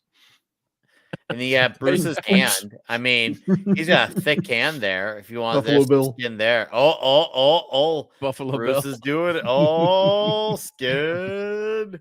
Skin. Oh, he's rubbing the shine on that too. Oh yeah. Oh yeah. Oh, 47 votes. Oh my. 3 more. Oh, Heartbreak Ridge and the Expendables are at a tie. Come on, guys. Heartbreak Ridge. 48 votes. 2 more. Expendables is up. 49. 49. Expendables is still up. There's at least Don't one. be a tie. No, Don't there's be a 2 tie. women Don't in the be a tie. Expendables. 1 vote to end it all. 1 vote to end it all. Do not be a tie. Please do not be a tie. All right. Just ended it right now. 50 votes. Right. Get the other box of votes in. Come on. Yeah. Oh, Break there's up the there's a double bag. water main leak. There's a No, water he main doesn't leak. have We have to. to clear the building. It's There okay. you He go, got the guys. result. He got the result he wanted. He doesn't have to do that. The Expendables, 40%. Heartbreak Ridge, 37%. Hard Times, 21%. Full Complete, 50 votes. Thank you all for playing. Thank you, guys. Southern Belle. Oh, Southern Belle did Fortification. Look at Oh, there's that. too many women now. Now there's way too many women in this movie. This is for Matt and Okay, now we remember why this movie lost, because this one scene in here added like 6 of them, and then they'll never be seen or heard from again because they serve one purpose in the scene. Yep. And I don't know what it is. well, they're especially these well guys trained. They each have a look special skill. Yeah, this is another scene that just really is pointless. Well, I mean, it goes to show That's how not pointless he right there. reckons That's he's not No, no, pointless. no, no. I mean, like, as far as the serving the story, though, it No, doesn't you're have right. any Yeah. purpose. I mean, it just But just shows how showing you what quickly he a- goes to his money, really. Well, he's a degenerative fucking gambler. Yeah. Like, And shows you what a bum he is, right? Because he's Personally, Yeah. cheating Yeah, on basically. Or did he leave the girl? Leave him at this point? I forget. that's the thing. don't She just know. dis a fucking Piers. Like, the Yeah. last time we see her in the movie is the night that he blows all his money at playing dice, and then she's like gone. She called him a It's- high roller, and then there was a railroad bull we didn't see that escorted her away from the film. Just chucked her out of the box. Just gone. But I was looking, like, I guess there was a 2-hour cut of this movie, but it says most of it was fight scenes that were cut, so I don't know. Weird. This is a movie. Angry Is this a Gamer. movie about farming? Because there's a lot of big dirty hoes there. She was so this chick was brutal. She was so brutal to him. She was Was like, that good? oh yeah, you were everything I needed you or whatever. You were so great. Well, And that's you know what? exactly. And he says that's exactly what I expected you to say. That's what Beto gets for living in an echo chamber. Someone who got to finally be upfront and honest with him. Yep. You're Oh, terrific. Beto. You're really great. Yeah. Yes. It's like, Yeah, this is awkward. Never ask your escort how you did. Yeah, because they've been with a gazillion people. Especially Just not before you pay. Especially not before you pay her. I don't know. They're always going to tell you it was wonderful. I mean, you're paying them. Exactly. I get to eat tomorrow. Of course, it was wonderful. I'll Come get back to again have tomorrow. a cup of coffee. Just so you know. Oh, this boy. I like the way the cars look, and this guy ruined this nice car. This Yeah. is why you don't go out Yeah. without your gun. Yeah. Yeah, dude, I'm glad you mentioned about that. All these dudes is where they carry their guns around with them. They drink alcohol on the open because you see that scene where Speed is sitting down drinking an open bottle of whiskey out in public. I'm like, man, freedom had to have been awesome in 1975. Mhm. Because nowadays, if we did that, we'd be we'd be called disturbing the peace and making a scene, maybe even being accused of one of the isophobisms. Disorderly definitely- conduct. Yeah. Disorderly conduct, noise complaint magically, even if we're quiet. Yeah, the fact that this is happening, I'm like, man, all the things that dudes got to just do all anywhere and everywhere they want to do. Like, I wish I could have had a sliver of what that life was like in the 70s. I mean, say this is pre-34, you can go to a hardware store and buy a Tommy gun, no questions asked. Yeah, Yep. Yep, you could. Do they have enough ammo for the drum, though? That's the thing. Yeah. Yeah.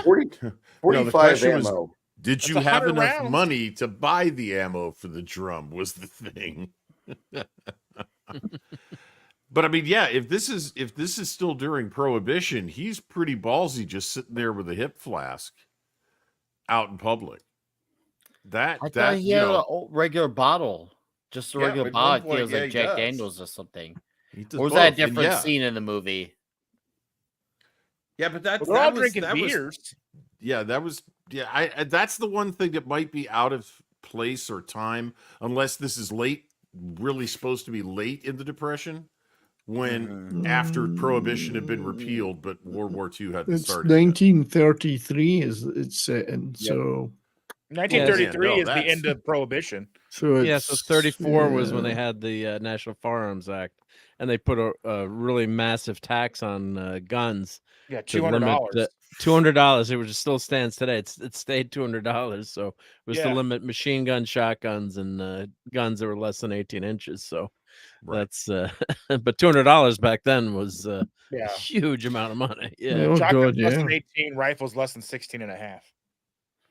But if this was 33 and Prohibition was still on, I think anywhere New Orleans was going to be a place that if anyone was going to flaunt Prohibition publicly, that's where it would be. That's Nobody would probably give a where it shit. would be. Yes. Nobody would give Oh, a here- shit there. Yeah. Here's where our boy here, Mr. Jim Henry, became the bitch of the movie. I don't do that. And then he got stared down at by Street, continues looking, and then he takes the bag.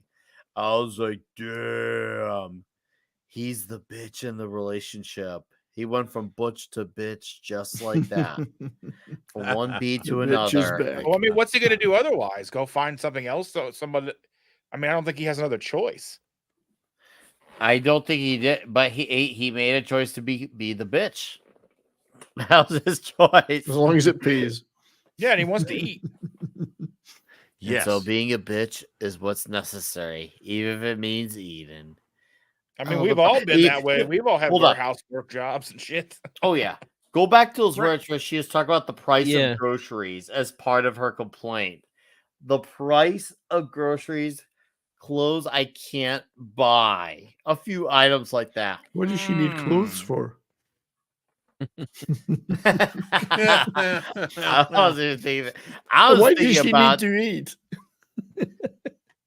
This How is why I selfish is love she? the 70s rock fan. How selfish I can was you just be? thinking about the whole, once again, another thing that's very parallel to today, because, well, it is. At least with Yeah. the food part. No can afford food now either. And then this is toxic too. She wants to be an independent woman. I want my own. How I don't want to you depend on you. Gee, come on. Fine. She hasn't figured out yet that she's just an in-between to him. Yeah. Oh, Lordy. Well, he's only been in town a couple of weeks, isn't he? He's come and go. Of course, I come and go with a police. Well, he literally does, because remember when after they first met, they spent time on the train together. You see him drink the flask, Speed drink the flask, and then they both get off the plane, and you see Speed get with his girl, and then Chase just like, yeah, I'm gonna go out and do my thing for a bit. And you're like, whoa, the movie just started, and then she's like, hold on, I just met you, but then Chase like, oh, don't worry, I'm the star of the movie. I have to come back sometime. And then he just goes off. Then also he shows up at his house out of the nowhere. And that's where Speed's all like, with the whole breakfast thing. I was like, wow. He just knows where to find these people. Yeah, that's the one funny thing I thought. You know, he just Bronson's character has this uncanny ability to know where people are going to be. He knows who they are, what they do, and where they live. He's like the CIA of the 1930s. I did get a couple of thrift deals to just Jonah Hex as per that chat. I did get a couple of thrift deals today. They got really sweaty out of nowhere. I don't remember where I put them. I'm just saying, like, he got really sweaty. I can feel the ooze of the sweat. It was quite huge. The secret of the ooze? Oh, secret of the ooze. I see what you did there. You guys aren't going to start sucking each other's dicks, are you? You have the biggest dick I've ever seen on a man. Let's get down to business. The Toxic Tuesday Classic. Oh, I know. I don't want Ladies and gentlemen, that was Mark here to see. Charles, he didn't even need to shave. What was he getting? He just had a mustache. I don't recall many times, if any, where he had like a full-on beard. I think it was always just about the stash. He's a stachio type of guy. What did he mustachio. In Magnificent Seven, didn't he have a full mustache? Oh, straight stashing, man. I didn't think straight he did. Stash. I didn't Yeah. think he had anything. Maybe he did. Oh, I thought he was had naked anything. in the Magnificent Seven. Oh, whoa. No, hey, dude, you're going to give Handy Randy a big old Randy with that statement. You're going to give him the full-on Randy Johnson with that statement. Straight up. Oh, boy, there. Man, he got one shiny dome head there. And there's not Beto. Right. Well, I'll have you. I was just like, oh. Yeah, he didn't have a tash or didn't have a mustache in the Magnificent Seven. No. Clean shaven. All right, here's another purposeful scene. And this time, I'm assuming it's not at 5 a.m. He just showed up when he wants. Yeah. Ooh, I think I'd show up at the beginning of our work shift, not the end. Is he the wind beneath your wings? Oh, never mind. I thought you had a framed photo of Charles Bronson. I'm disappointed. I wish. God, that would be so manly. When it was unzoomed. That's not the Magnificent Seven. See, hold on. That's nothing like he looked like. That's nothing when like you have he it looked on like in the small Magnificent screen, Seven. it looks like you have a framed photo of Charles Bronson. That's the Magnificent Seven. Yeah. Yeah, it looked like a framed Like you carried in your wallet. That guy. Chuck. I carry this photo of Charles Bronson in my wallet all the time. It inspires me to have a big dick. It works. I just Never It worked for fails. you, 70s? Never fails. I just thought of another one, Nick. Another movie. It was 7 years before. Once Upon a Time in the West. Bronson is a mysterious stranger. Nobody knows anything about him. Clean shaven. In that movie, he played a harmonica. So when he's trying to disguise himself, he's clean shaven. It's only when he isn't that he has a tash. Right. When he's Charles Bronson, he has a mustache. But when he's a mysterious stranger, he's clean shaven. It's a good disguise. Yeah. Oh, 70s, you're on a roll tonight. It's like hiding in plain sight.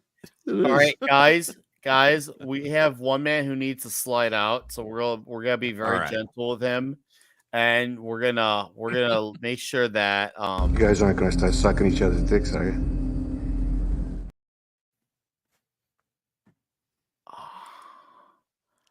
All right. Bye, I gotta head out, Tom. guys. Thanks for Take being care of here, yourselves. dude. Yes. Yeah. Have a Take care, good Tom, night. sir. See you, buddy. See you later, guys. We'll see you Take care, Tom. Thursday. Have a good night. Later, Tom. All right. If Chuck Norris's facial hair each had their fists and Charles Bronson's facial hair each had their own gun.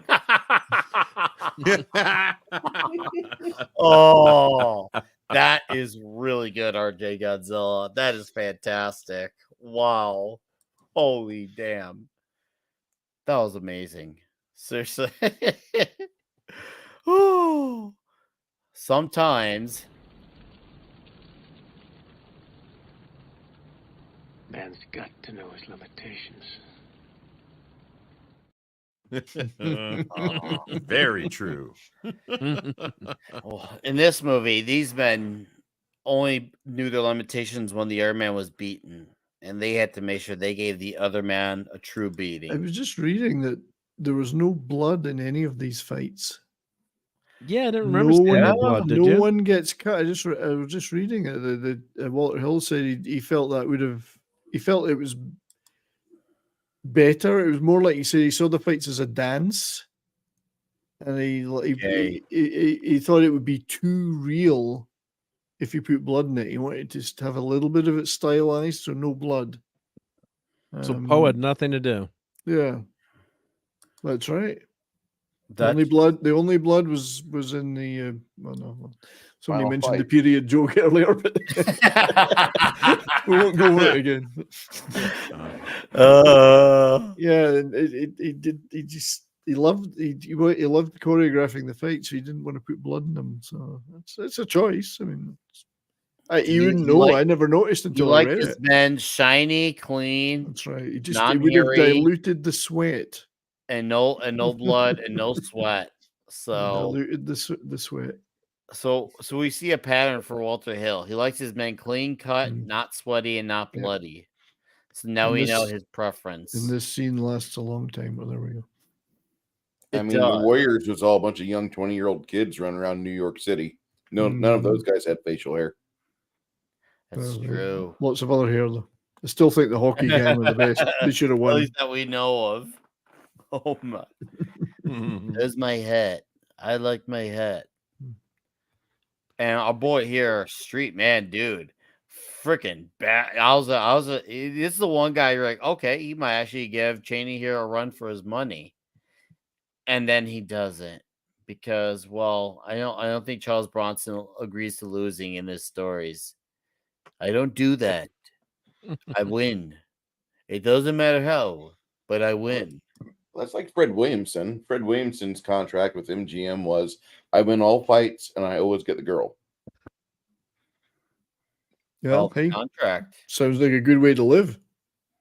And why the heck does he takes the hammer and he throws it like he couldn't walk up the stairs? It's like, I guess he'll wanted to give him a scene or something to do here because there's no cuts in this fight. So, I mean, like it's not that far to go up to tell people or yell he's here. Does that have to do with retribution for smashing your car up? Would you think? Yeah, maybe. I think that was a payback for you smashed up the car, so I'm going to smash up your office window. Yeah, Every car Walter costs more Hill money. every Walter Hill movie we should do. I agree. We can and we will. Just like old times, huh? And Beto, man, seriously, I cannot undo the Beto O'Rourke-ness out of him. I just wish Chaney is just like, you look like some guy from the future I don't like. I think I'm going to have to hurt you just for that. I don't like your face. Or that's how you could just be like, I don't like your face. And that could have been it. Yep. There's another good line coming. Yeah, things have a way of coming around. That was a line earlier in that guy said earlier in the movie. Yeah. This movie actually had quite a bit of excellent dialogue from the movie. He's a great writer. Yeah. Speedy say, like Omar said, next best thing to playing winning is playing and losing. I was like, ooh. Yeah. And that's what you find. Well, that's when you find out these two guys don't really despise each other. They're just competitors. It's just it's just money. It's just to them, it's just job. gambling. It's business, So you win some, you lose some.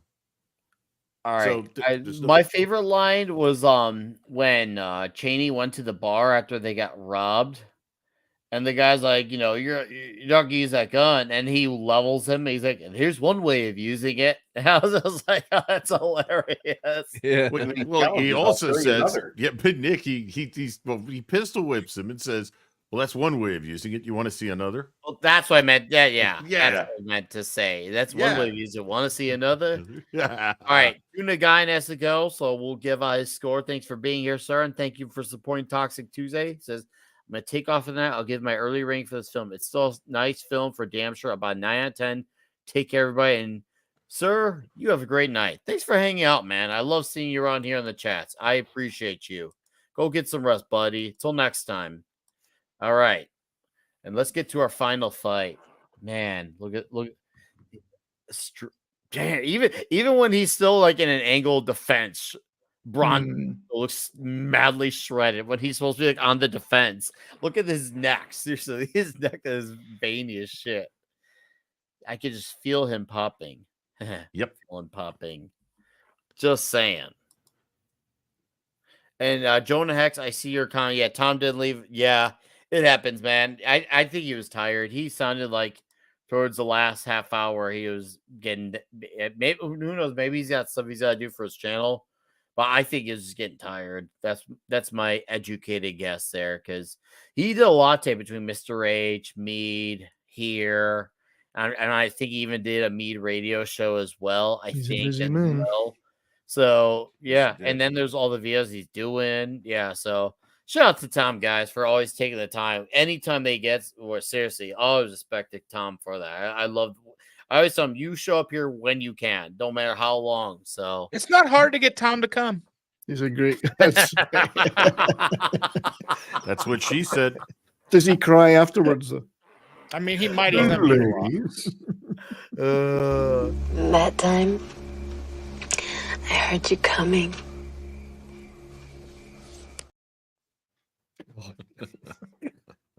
Hi, Paulie. You're perfect timing. That's debatable. That's very debatable. I'd say yes and no. There's certain things I absolutely am. There's certain He's things I'm absolutely educated. not. Of course, he's educated. Educated. Yes, educated. Exactly. Nick Yes. spoke proper England. Hey, Nick speaks gooder English than I do. He does. Gooder English. Hail, Polly. Hey, Paulie. Yes, nice to see you around here. Yeah. It's been some time. Polly could have been in this movie. I could see him in this fight. In all He's a seriousness, martial arts guy, yes, right? He is. He Exactly. absolutely. Yeah, he is. He probably would have been one of the guys winning the most fights. Paulie, you would have been rich at this time. You could have been the equivalent of a six digits guy. He probably loves Imagine taking his that. shirt off in public too. So Oh, Paulie would fit right on there. He could have taken his shirt off each and every time, and then he won't have to worry about the camera being off. He's got all the men there to watch him doing it and feel good and comfy around him. And the best part is he doesn't even have to sweat for them too. He just has to show the skin. No sweat, and he's got no a blood. mustache. And he's got dude, yeah. So perfect, really. Oh, he checks all the boxes of a hard time. And he wears hats. Does he wears have hats. all the dude, the hats. Paulie's we should have been in this movie. Exactly. You should have been. Oh, See we that? don't need you everywhere. We just need you in the ring here. Everywhere is overrated. That's a nice piece of face fuzz, Bruce. Yeah. Why have that when you could be in the ring with all the dudes? Straight up. It's just starting this Oh, week. look at that. There's all the Nice. comments. Everyone knows. Yes, TZ is. Yeah, it's definitely what. It's definitely a it's very- baseline gay. It's baseline gay. There's a certain baseline we have to maintain. There is. This is our not DEI level. This is Dickwitty. No, I'm trying to think. We got to cover off it. Dickwitty. What we got coming with some of our DEI, our own version of DEI. Dickwitty. Impulsion. Implosion. Dickwitty, implosion. Excretion. E? Excretion. Dickwitty, excretion, impulsion.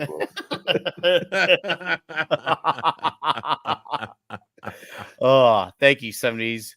We have completed the load of explosion with 3 words. Whoa, Bruce, insertion should have been the last word.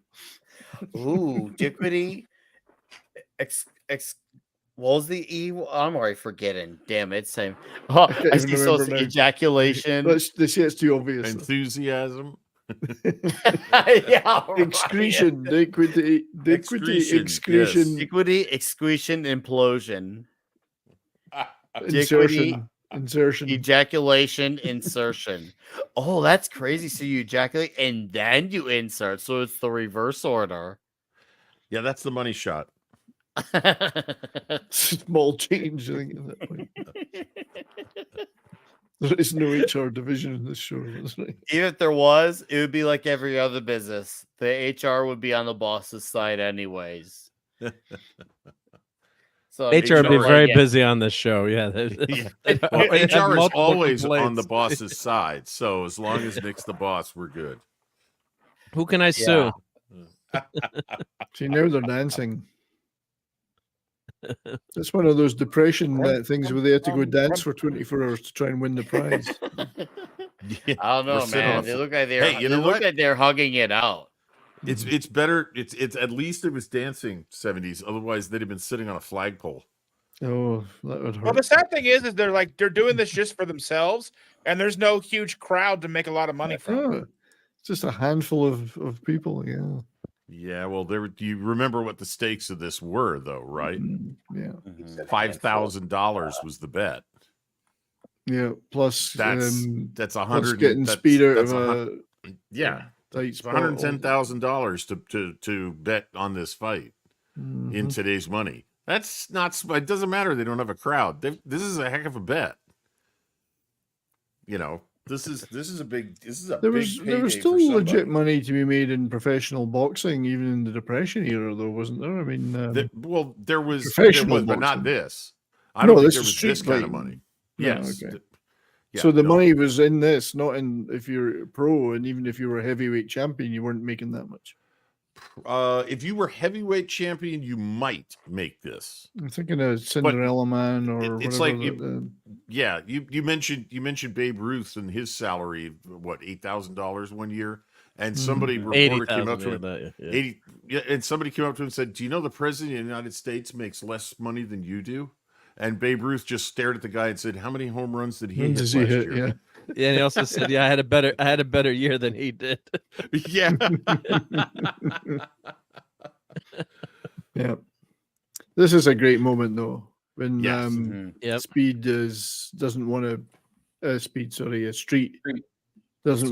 cheat. He refuses to cheat. And that's rare. I thought he was going to pick it up. With a villain or a bad guy of sorts, where they just want to win with by actually winning. He's one of those guys. But then again, Street's not that different from it. And I'm not saying that to play the gray area villain. I'm just saying it because he's ultimately just another guy who not really a villain. He's not a villain. Yeah, he's just a guy who wants to get paid. There is a little bit of blood in this, I noticed. There is a couple of cuts. Yeah, there are a couple of cuts. Yeah. The guy who, there you go. There is. He's got a cut on the eye. But the thing is, this guy they brought in that Bronson is fighting here is obviously a ringer. Like they said, he didn't come in from Chicago to lose. Yeah. So he's probably whatever Bronson's character's background is, because we don't know. This guy's almost certainly a former prize fighter. Yeah. And he's been brought down from Chicago. He may be a little bit past his prime. Maybe he was the world champion and lost the belt, but he refuses to cheat. And as a result, he loses. And the actor, Nick Termicha, I was just reading about, and he's a stunt man. So he was double for Sean Connery, William Smith, He was in Rat Patrol, and so He's he's a been in a lot of long stuff, yeah. time stuntman in Hollywood. He died actually just 2 years ago in October, so he lived to Wow. the age of 88. So, but Mm. yeah, they said his in addition to fisticuffs, his specialty was dying violently on screen. Right. So, What a way to Brutal. go. I know. I think the actor that's played Michael Maguire that played the like the bad guy there, I can't remember his name, Gimli or something. He's still around. He's still He's alive. still alive and Yeah, I kicking. mean most of these are all gone, but he's still around. He's been in a ton of TV work. Michael Maguire, I think his name is. Yeah. Michael Maguire. I Maguire. don't think he works anymore, but he's certainly not dead. So. and you should see who Nick Dimitri is married to. I just go and checked. Mrs. Dimitri. No, Christy Harburg. She was. All right, not just because of that. Here we go. Here's his wife. Well, there's a thing or two. And they were married for 40 Super years. Vixens, all right, okay. Yeah, Yep. well, Motorboat. So the 40 years, I guess things went took. I bet she didn't look like that just on the end though. But Yeah, that's probably why it became a divorce at year 40. her knees were sore from the rubbing of the. Well, he obviously married her for her intellect. She's still around, Christina Cummings. Yeah. Good thing I had the safe search on. That's I right. don't believe you, Handy Randy. I don't Super believe Vixens, yeah. Super Russ Vixens. Meyer, Super Vixens. Russ Meyer, yeah. I think Handy's full of shit. Holy yes, voluptuous is the word. I think. Yes. Deleted scenes. He wifed correctly. He wiped. Fine. Salt Sea. She was in an episode of BJ and the Bear, and there's nothing gay about that, of course. Yeah, because that was the show about a monkey and a truck driver. That's right, I remember it. Yeah. But All they do is BJ, hold there's monkey nothing around gay about a BJ. We forgot. So we got to acknowledge what happened here. Bronson gave up some money to the guys, and he said he just needed money for his in-betweens. And yeah, it kind of brings it back to what I was saying. This is just basically, this movie is just basically Just a a slice. chapter in a book. It's a chapter in a big book, but we only get to read this one chapter, aka this movie. It's This barely movie's more than chapter a in short his life. story, really. I mean, novella. Yeah, short or story, yeah, even an old pulp in that Yeah. regard. It's a pulp in that sense. So Sarasota resident. Oh, Yeah, overdue for this is Dimitri. Yep. Profession is overdue for recognition. So Oh. check out the poster he's got for Hard Times. Yep. That is Nice. killer. Nice. Uh-huh. Rugged, chiseled, 6'2", 200 pounds at his peak. Stuntman Nick Dimitri spent most of his Hollywood career taking lumps while playing heavies and thugs. Hey, looks pretty good for. He passed away. He has passed away. He did pass away a couple of years ago. Though. Yeah, a couple of years ago. Did yeah, he? yeah. But he looks good. R.I.P. He's in sir. great shape. R.I.P. He's in great shape. Man. He's at age 78. He's at 78 here in this picture. Wow. I know, Oh. incredible. I mean, it looked great at 78. And for being a Seriously. stuntman too, right? With all the hard knocks you go through. Yep. Mhm. Plus, he wants him to add a category, stuntman category. I think the stuntmen should get, stunt women should get. Oh credit, God, yeah, dude. How that hasn't been done sooner it's honestly kind of tragic if you think about it. It really is shameful that we've not had something like that. In my opinion, we should have had some of that as back as the 90s. Even when things were better, that's probably you could say one of the things that we were still doing wrong then was that. Yeah, they should have had recognition way back when. But that's a conversation for another day. Well, chat, let's get your scores on Hard Times. And thank you for subscribing, Mr. Chris Goodman. I do appreciate it, sir. Thank you very much. As this gets rolling to its 2 minutes of credits, because back in the day, just The credits are gone. Actually, it went back to the beginning. Yeah. Just because you use the bathroom on set of the movie doesn't mean you get a credit more. You actually had to be, in the movie to get a credit. So, right, a few, behind the scenes names, notwithstanding. and our boy gets back on the train, and he ends up the same place where he started, back on the train. As he was getting off, now he slid back in. It's like a TikTok video. He came full circle. If anything, he came full circle. That defies the laws of physics, Nick. Well, you know what? I guess Charles Bronson is physics. Yeah, but when he got on the train, he had a lot more money with him than when he got off the train. Well, hey, some men can still come full circle, and that's money right. or not, it was always about the circle of cum. So, and no one's taking that money from Bronson, right? You know, no. And I agree, TZ. Those old cars are amazing, seriously. But let's get those scores in the chat, guys, for hard times. And as those scores get going, I will let these gentlemen sound off on their final thoughts. And we'll start off with Dustin. All right, let's see. Let's talk about Hobo MMA.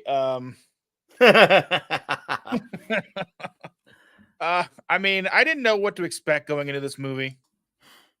I, like most of you, had never seen this before. I was pleasantly surprised. I thought it was a fairly decent movie. You know, just like what everybody said at the beginning, there was not a lot of fluff. There was not a lot of extra. It was just kind of pop, pop, pop, pop, pop. I don't think we talked about that scene where they go and fight the guy, and then like nobody and maybe I zoned out or something, but like then they didn't give him the money, and then they went back later on. Yeah, so that was pretty neat. But the toxicity in this movie is era correct. So, I mean, then is it even toxic at that? You know what I mean? Like, you know, women knew their place and they knew how to get what they needed. Men were men. They didn't cry about it. What were you going to say, Bruce? I said, spread your legs. They knew their place, and it was in the bordello, apparently. It definitely wasn't the kitchen. I mean, the movie is great. I mean, what a toxicity of what? I'll say 7.5. Okay. Stoicism off the charts. Oh, yeah. You know, they didn't talk about shit unless they absolutely had to. Mm-hmm. They weren't whining and complaining. I mean, I try not to do that. But greatness, I think it's an 8. Okay. I mean, from a movie back then, I mean, I mean, there's not a lot about it that doesn't really hold up now to me. I mean, there's not like, special effects that look bad. I mean, there was a couple of like obvious air punches you can see as they were kind of backed off a little bit in some of the earlier fights. Mm-hmm. But I think overall 8. Toxicity, I said, 7.5, and stoicism, a lot. I don't even know a number. So yeah. Okay. You don't have to say a number. It's stoicism. Yeah. It doesn't need. I can't spell it. It's too long to spell, but yeah. All right. I don't even know how to spell it. Well, then we will let Mark go. Sure. Yeah. So, I really like this movie. Never watched it, which is kind of inconceivable being a Bronson fan, but sometimes, and thankful. Who suggested this? Was 70s or was this? It wasn't me. It was Redshirt. Oh, thank you. Yeah, thank you for the suggestion. Yep. So I'd give this it's a B+ movie. It's kind of slow in some spots, I thought, but it's not bad. It's not bad, but it's just a little bit of. It could have used a few more fights, I think, or maybe. I guess they didn't want to have Charlie Bronson. Chuck, getting beat up. He was never really down on his times at any part in this movie. It's basically speed that's hitting hard times, and it's all self-inflicted. And Bronson's actually saving him in this movie, and he didn't have to do it. So, yes, I guess in that aspect, it's realistic too, because it's. It's not everything is perfect in this movie. So not everyone is perfect. So. Yeah, today they wouldn't have had, they don't want to have flawed characters anymore. So I thought that was an interesting part of the movie. So yeah, give it an 8. It's a B+. if you're a Bronson fan, or if you haven't watched this, is an hour and a half. It's not going to take a long time to watch this movie. And it's way better than a lot of crud that you get these days. And it's a great slice of life, from the 30s and the Depression and how people lived and how everything was day to day for huge percentage of society. Of course, today there's still way too many people that are struggling, but back then it was almost everyone that was struggling. So yeah, really hard time. So toxic, I don't think it's very toxic. I can give it like a 3 for toxicity. Maybe if Mad was here, he would say there were too many women in the movie. TWO, too many women. Only 2 women characters really. And but these are just gamblers trying to make money on the side too, quote unquote illegally, but they're not selling drugs, they're not shaking anyone down, they're just just bookies and gamblers that are living on the fringe. It's the fringe of society, but they're not really they don't do anything bad. The worst scene was the guys in the second fight in Louisiana where they they try to steal the guy's money because they say, oh, Bronson's a ringer. But other than that, there's really they're destroying his car, but he owes some money too. They could have broken all his both his legs. So not very toxic, but yeah, there's a perfect role for Bronson because he's got that stoic look, as Dustin said, and he doesn't need to speak a lot, and he just conveys a lot. And of course, at age 54, God, I got to get back to the gym because I got a year on Chuck in this movie, and I don't look like that. So, yeah, It's he's inspired impressive. you. It's inspired me. Yeah, I'm gonna go. Does anyone want to fight in the street tonight? No. I put $5 on me. No, just kidding. Phil needed a Lizzo. Give him $6. Yeah. Oh, dude, she would $6. just rolled over everyone, and that would have been the movie. Phil needed Lizzo. God, that would be her greatest role. Speaking of Butterball. So so that's my review. So go check this out. It's and if you don't, Charles Bronson's gonna come track you down. All right. Bruce. I'm very impressed. I've never heard of this movie before. I know that Bronson did a whole host of films that I haven't seen yet. And this was just a very nice surprise, popping it on the stream. And oh my God, this is a great film.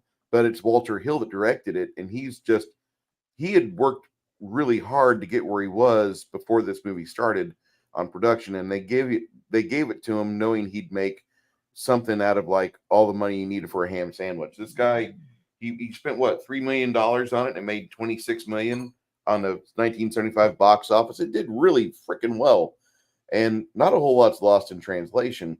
In my head, I was wanting to add, it feels like this guy's a World War I vet, probably Navy, and I'm going to say that because a lot of Navy guys box, and this guy seems like he was Golden Gloves, but they're not really on a professional circuit. You're just kind of like, on ships or on shore leave or whatever. And that's just one way to pass time and de-stress. And he's really fucking good at it. So I don't think he was a ringer as everybody accused him of. That'd be the asshole from Chicago that shows up later, Mr. Street. But this movie has everything you want if you want to see kind of like how things were back in the day. Now, mind you, there might be some cars that aren't exactly made before 1933. There might be a steam locomotive that was made post 1935. But this is a really good look at what life is like for those that were not, quote unquote, at the fringe, but just living in a town like New Orleans, which never gave a shit about the world around outside of it. It wanted to party and have fun. And I love that. I think this movie does a good job of showing you that even in the worst of times, if you want to go and get a little risky, you can go have fun. And that was one thing that just really bled through. The other thing that bled through is that I think I'm going to have my testosterone treatment starting by printing out a picture of Charles Bronson and carry it in my front left pocket next to my testicle sack every morning. And that way I'll be virile and ready to go. And I suggest all you men out there with problems do the same. Be like Bruce. And this movie scores for me a solid 80 out of 100.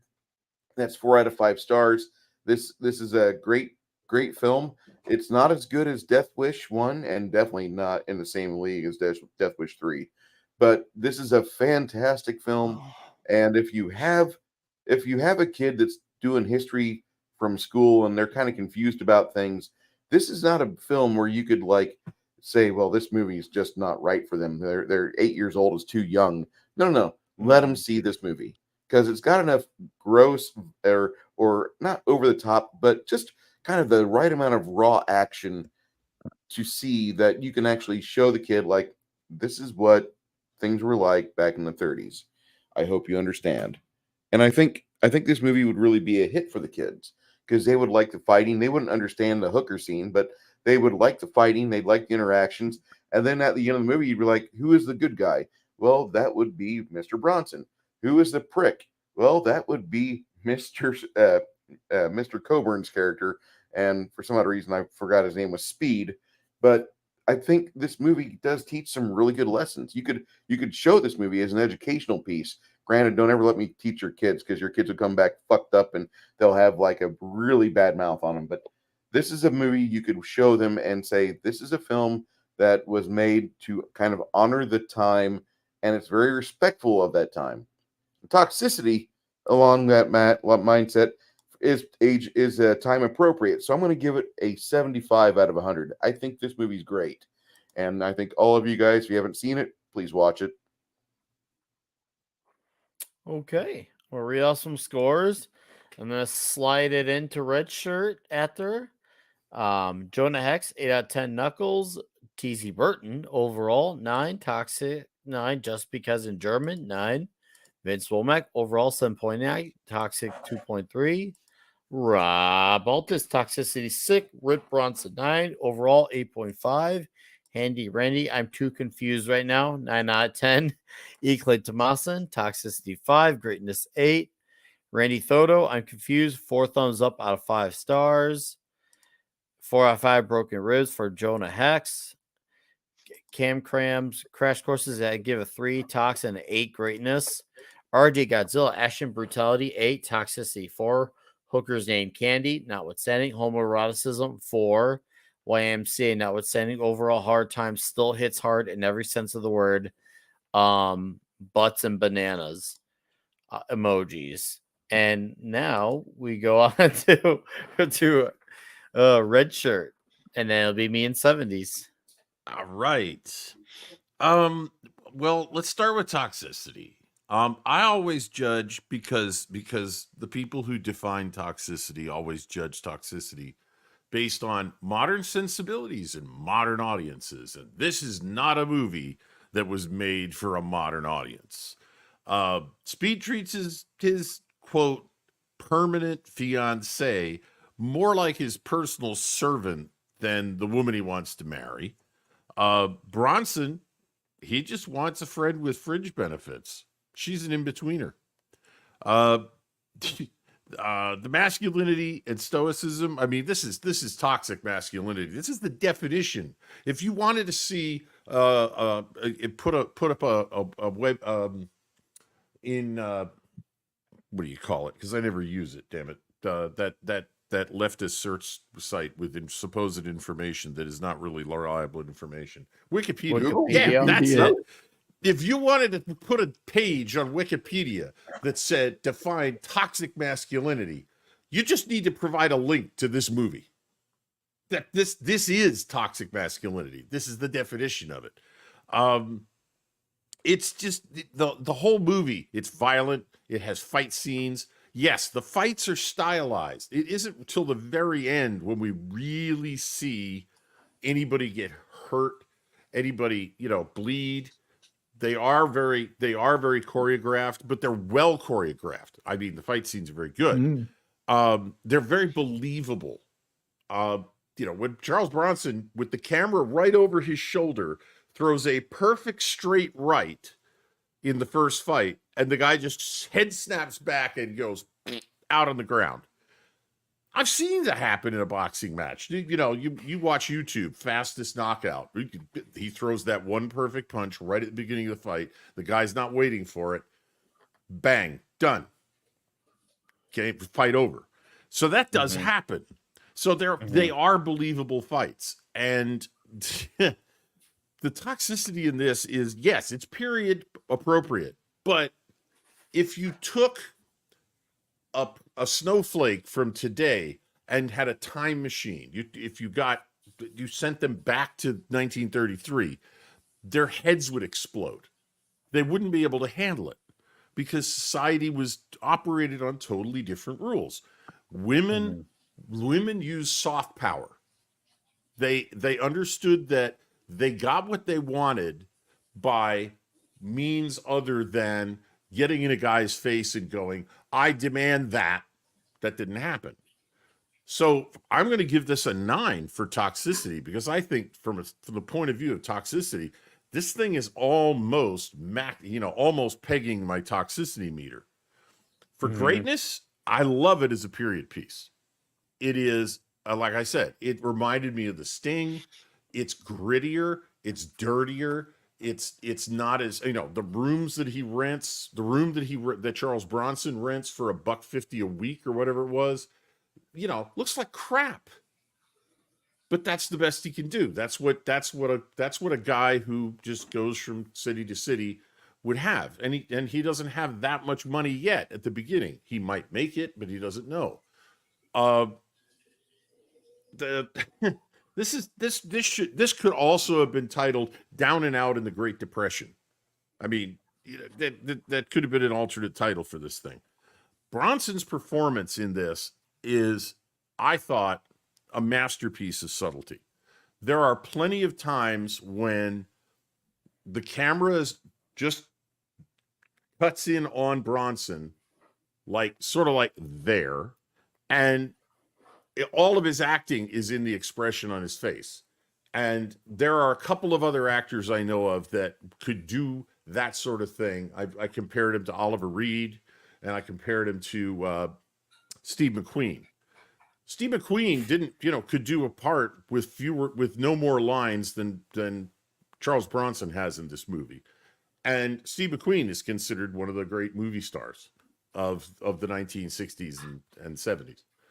So Bronson's performance in this, while it's not over the top like James Coburn's scenery chewing, over enthusiastic, slimy character, I love the performances. I think Tom had a really interesting idea that probably could very well be true, that this movie was almost a reshoot after they decided to bring Charles Bronson in, and of course he brought Jill Ireland in because she was his wife, and they rejiggered the characters, and Coburn wound up playing second fiddle instead of the lead.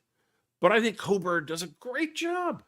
I mean, because he's so over the top, he does come across as a used car salesman. He does come across as a prototype, not Beto O'Rourke, and it all works for me. There are some scenes that probably could have been cut out, but it's giving you atmosphere. It's giving you what these guys do in between the fights and when they're not fighting, because otherwise it would just be a whole series of fights. I think this movie is a great movie. I think anybody who hasn't seen it should check it out. I mean, as a Bronson film, I loved this. The Death Wish movies, the first one especially, is a very psychological movie.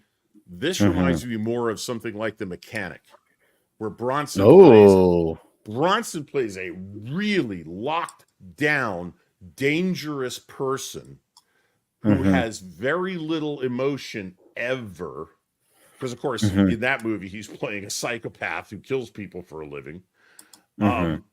This movie really works very well for me on a whole lot of levels. And I can see other movies later pulling from this movie and going, oh, I like that wrestler's outfit. We should have our fighter wear that. Or we need a scene in an indoor pool like this where everybody's dressed up in suits and everything because they're doing business, and there's a few guys in the pool. This movie, for just strangely, like I said, it was giving me deja vu for movies I've seen before, and I had to keep reminding myself this movie was made before them. So this is really like a gem which is why I recommended it for us to talk about on a Toxic Tuesday, because I was also stunned when I stumbled across this thing and went, this has James Coburn, it has Strother Martin, it has Jill Ireland, it has Charles Bronson. I mean, I recognized at least a half a dozen people from this movie without even having to look them up on IMDb, which is unusual for a movie that I've never seen before and had not heard of before. So I'm going to give this one an 8.5 on greatness. And the only reason it's not a 9 or not higher is that it does have a little bit of it is a low budget film, and it shows. It looks like a lower budget film. They're going to locations where they don't have to spend a lot of money to be there. They're not building a lot of sets.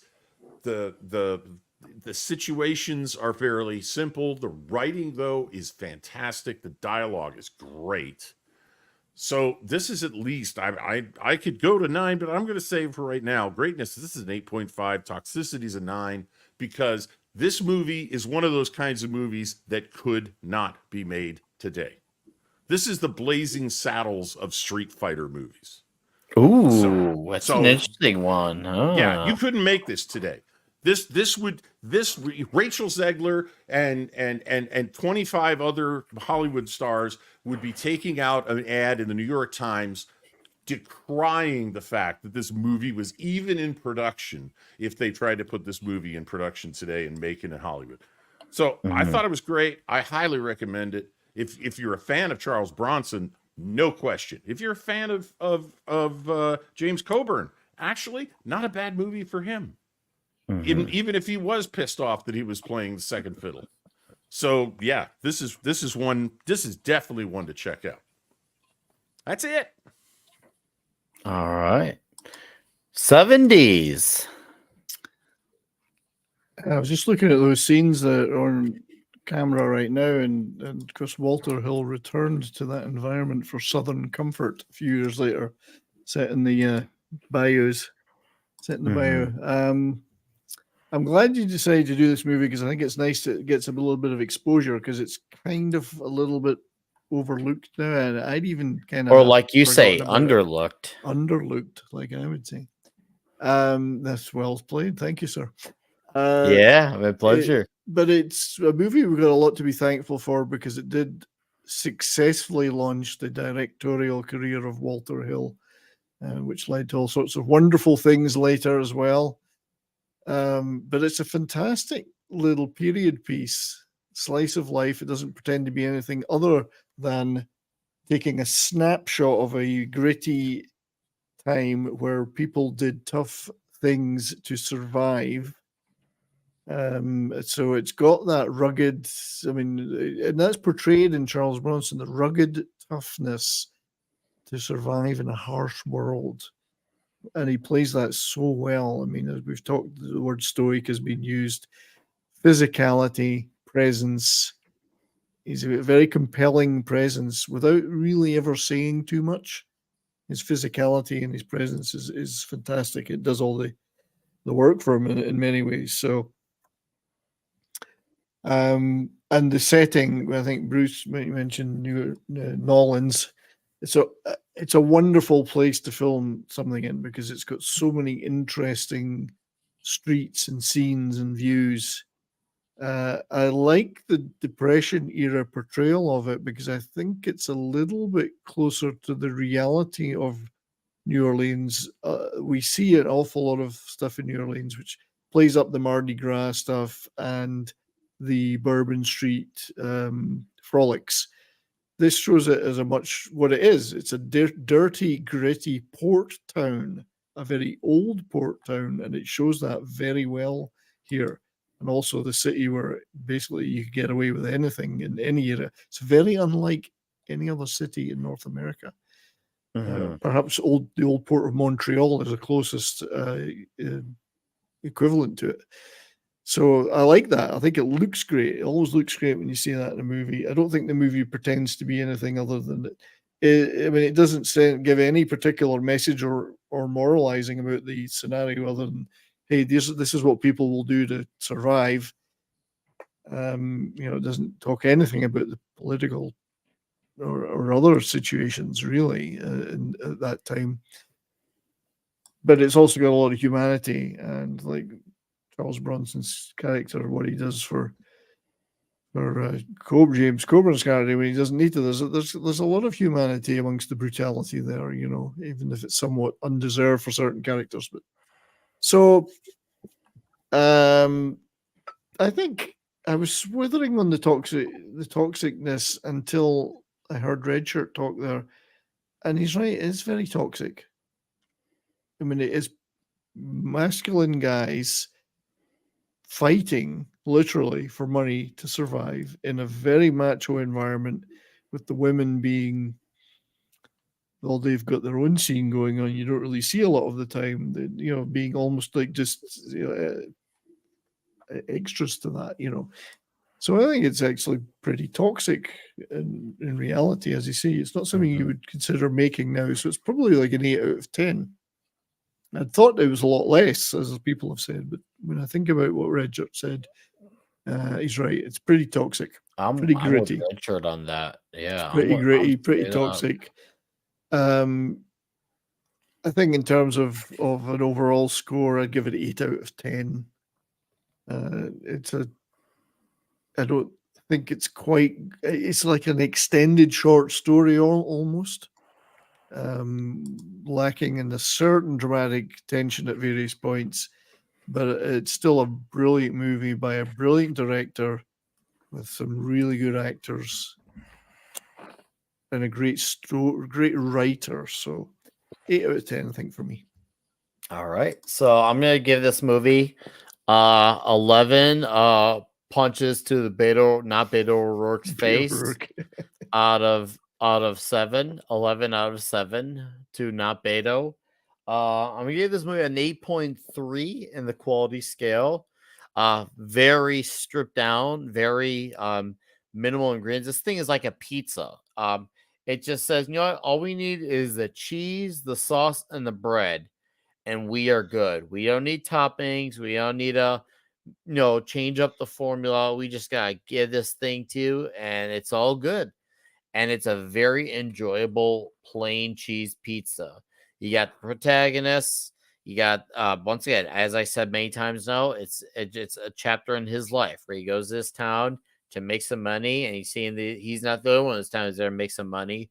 And at a time where people are falling on hard times, and he makes a name for himself, and he kind of rises to the top. And then he pieces out pretty much after that. You got great, awesome lines from a lot of the characters, great acting as well, awesome fights too that still look awesome to watch all these years later. So yeah, 8.3 out of 10 for the movie. As far as the toxicity, dude, it was minus that one scene. It was almost men the entire movie, and we all saw how Speed was towards the girl. We all saw how Charles Bronson was towards the other lady. I forgot her name. See, that should tell you toxicity. I'm gonna go with I'm gonna go on 8.1 on toxicity. Actually, 8.1 on the toxicity. Oh, come on, dude. Goes up to the guy, levels him in the head with the gun, and says, "Hey, I can show you another way having to use it." I'm like, come on. That's the epitome of badass, and the clothes. That's right on the screen right now. Everyone lived in a toxic environment. They all had these dark rooms, nasty looking walls, nasty looking sinks. Even if there's no dishes, everything looked utterly filthy. So it was just an environment of toxicity everywhere you turn. You may as well have called every place a biohazard at this rate, and I would have been with it because this. Everywhere you turn, it's just it's filth. So yeah, great historical accuracy to the time period that it takes its place in, even if that's not the front and center aspect of the movie. But obviously, if you grew up in this time, you probably would make that connection. So those are my scores, and ladies and gentlemen, that is Hard Times, 1975, Charles Bronson. So we're gonna give out now our announcements for the next several weeks. So it's gonna be huge. Is he just shooting Bud Light there? Sorry. Yeah, it's Bud Light. It's okay. That was a great moment. Yeah, great iconography moments in here. I was like, yeah, I remember that part. Oh, I remember that part. I remember that part. It's great. Next week, okay, we are doing The Fugitive, Harrison Ford. I've been wanting to do that one for a while, and it's finally happening. And then we're doing 3 straight weeks of Evil Dead for October. We're not going to be here on the 31st. That's Halloween. You're going to be with my family. And for those who are waiting since last November to come back to Bond, you're going to get a whole month of Roger Moore Bond. Roger Moore. The Are we going in utterly order? defining toxic of course. male.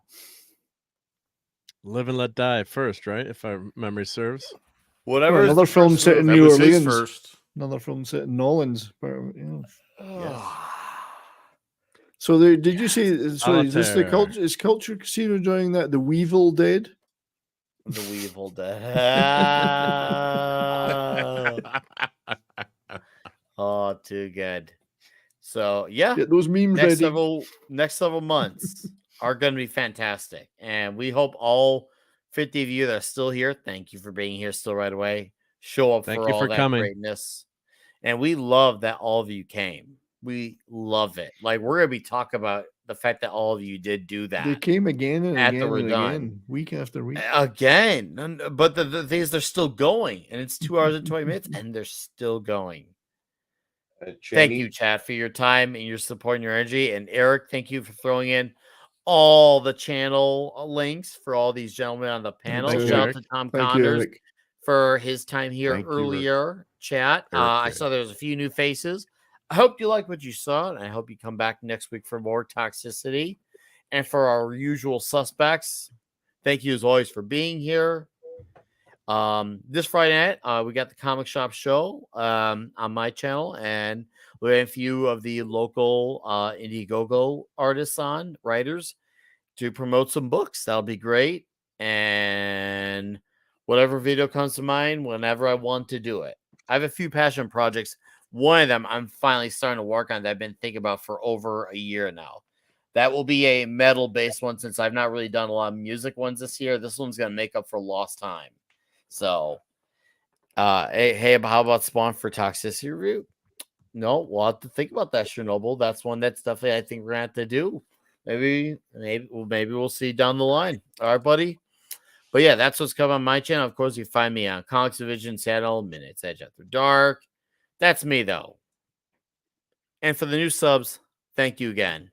I'm going to let these guys plug out their plugs on the way out as we pull out very, very neatly.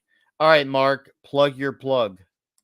I shall plug. Yep. So check out my channel. And well, first of all, I got to say thank you for having me here again. And it's always here to turn the camera on. Oh, I got there we go. But yeah, it's been great being on Toxic Tuesday every week. Love doing these scenes for everyone and the slideshows. And yeah, it's not ain't Tuesday if it ain't toxic. So thanks, Nick, and really appreciate and everyone here on the panel. Yeah, it's always fun hanging out with you guys. So check out my channel. Sunday night's my main show. I just hit 101 shows. So we talk about really awesome things like One Piece. We also talk about Ahsoka. No comment. And comics, toys, food. I just got this new comic in the mail today. Jack Kirby's Star Warriors, which is I guess this is Kirby's first superhero comic, and they remixed it basically. And is Ringo in it? Ringo is not in it, so you right. would not like forget this. it then. No, Yeah. There's no octopuses, gardens in this either. But yeah, so they basically remixed the comic, and so it's one of Kirby's first works. So yeah, so I love comics, and you can find me hanging out with Clobberin' Times most nights, talking comics or whatever on his channel, and Thursday night also on the Clubhouse with Clobberin' Times. But appreciate it, and anyone who subs and goes and watches one of my videos. So thank you again, everyone.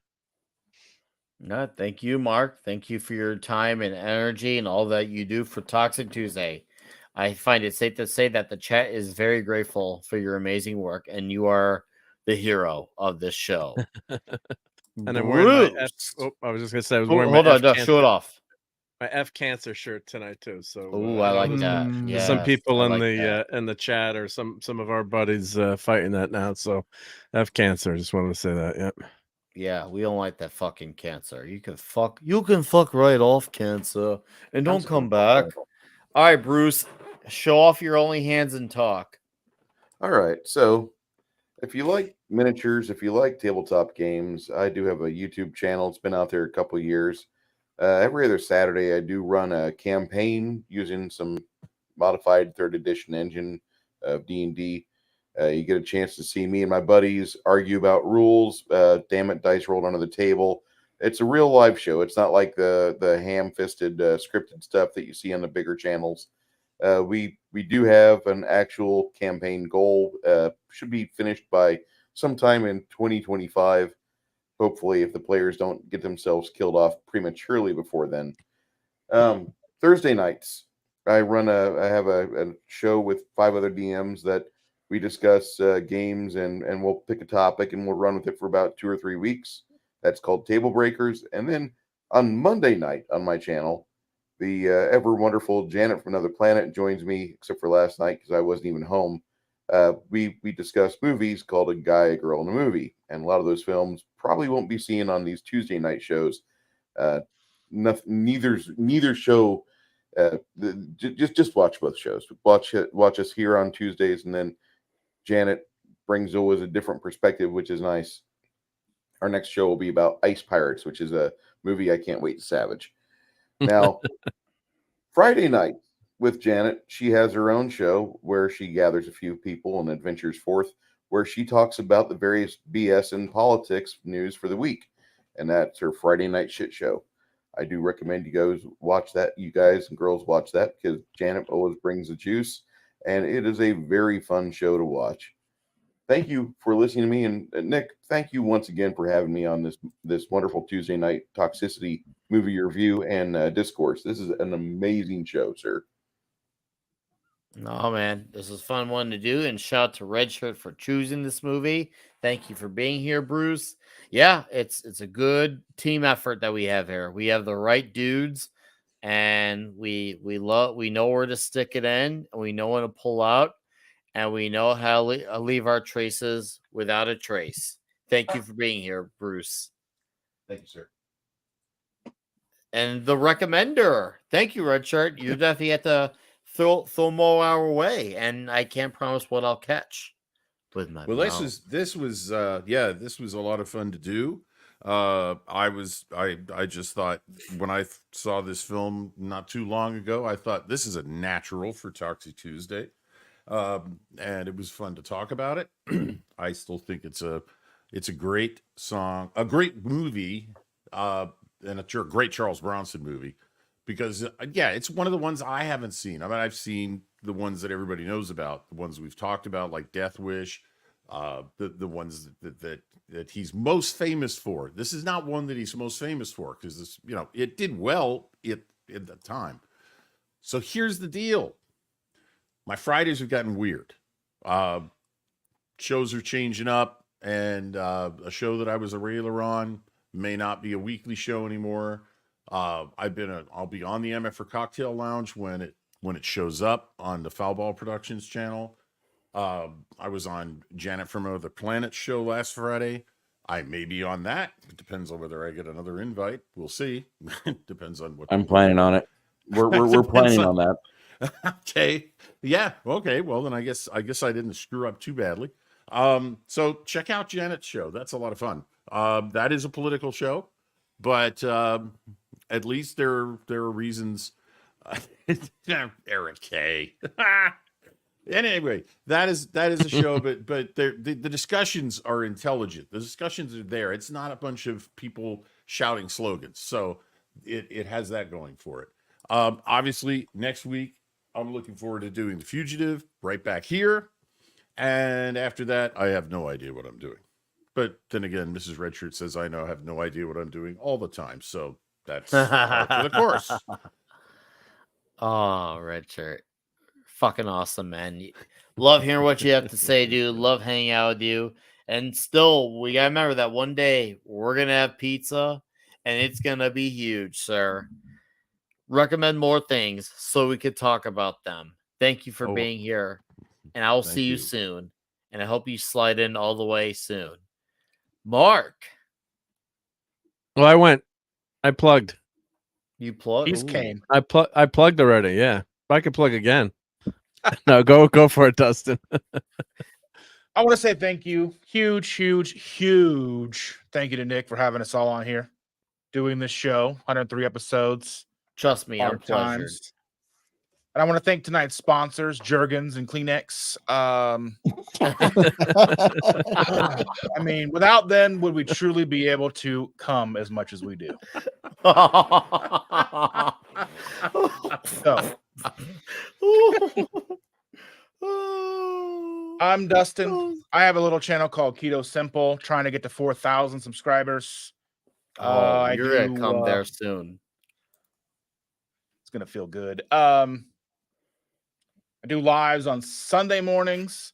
I had a debacle this last Sunday, so I do this show to drink my coffee on Sunday mornings, and I get up, get ready, make my coffee, sit down, and I hit the go live button on Tuesdays live and not Sundays live, and I'm wondering why no one's in there. But yeah, so I went like 13 minutes on that, and then I ended up going over and switching and then redoing it, and then we go live Tuesdays, 7 p.m. Eastern Standard Time with Shander and myself. And I need to get my ass in gear and make more videos to put up on the, on my channel that are not lives. But I've been doing some DoorDash, and that's kind of eating a little bit into my time. So trying to make it all work and spend time with the granddaughter and do all the fun things that we do in our lives. But again, yeah, so much love to you, Nick, and everybody on this panel. Your family, and looking forward to all the movies that are coming up, except for the 2 weeks in October. Well, the 1 week in October that I'll miss because I'll be in Disney World. Ooh, will you enjoy, sir? Stay pleasured, stay huge, stay long, stay hard, stay strong. Enjoy your time with the family, okay? And yes, we all family here. You are a dude. You are one of the dudes. But most importantly, you're our dude. And Eric K for $2. Wow, Nick wanted to plug Mark twice. Who said I only wanted to do it twice? Well, Mark is very pluggable. I prefer one time a night. Yeah. Well, maybe I'm a little impatient. Maybe I want more. Have you ever considered my needs? No. No, pretty much no. What about my prime, man? We're just here to be my prime? You're here to be used, Nick. We're just using you, and then we'll discard you like a used Kleenex. I feel like my prime's been taken advantage of. Right. Thanks for doing it, Nick.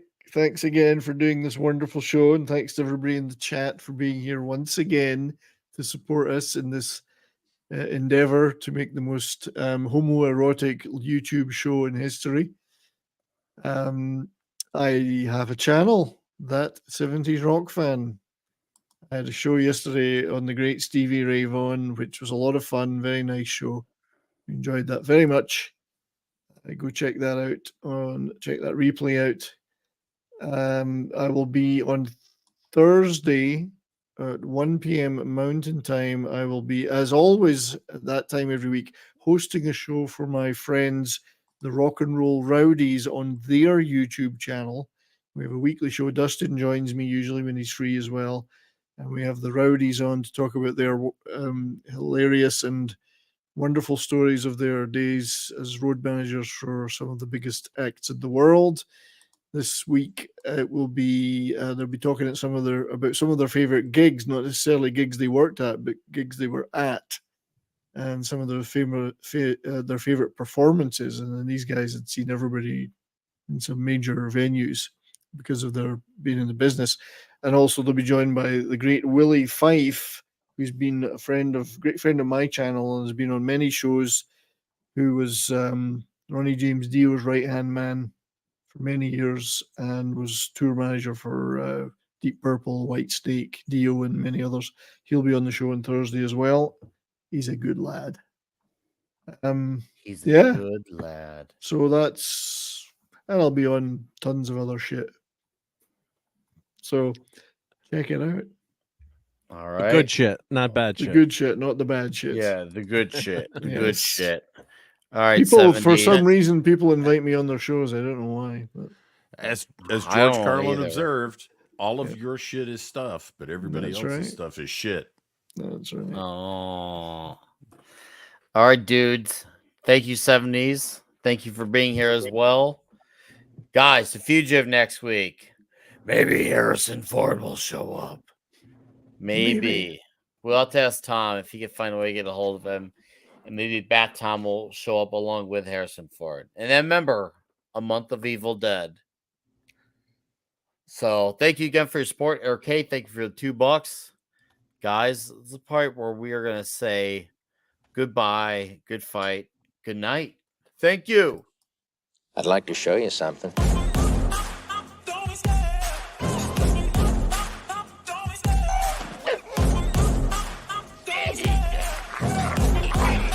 I love the chase and the hunt, and I set the pace when I'm running. I always take what I want, and I always give it 100. Don't need a bank, no, I'm funded. Play the game like it's nothing. I'm always thankful for something. Don't take for granted, stay humble. Now wake up! It's time to look at the enemy. Look in the mirror if he is no friend to me. It's not working out, maybe it's the chemistry. It's time to break up so I can make a better me. Better believe in your mind, cause it's everything. You can mold, shape, find almost anything. All it takes is some time and some clarity to find your identity. It's mind over everything.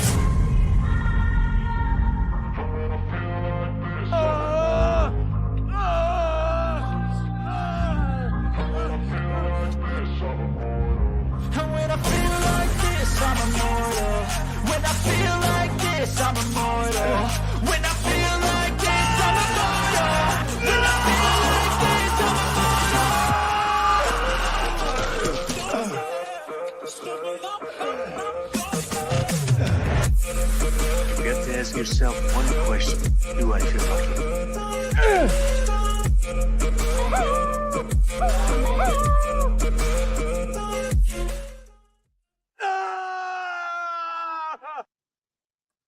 You're still here?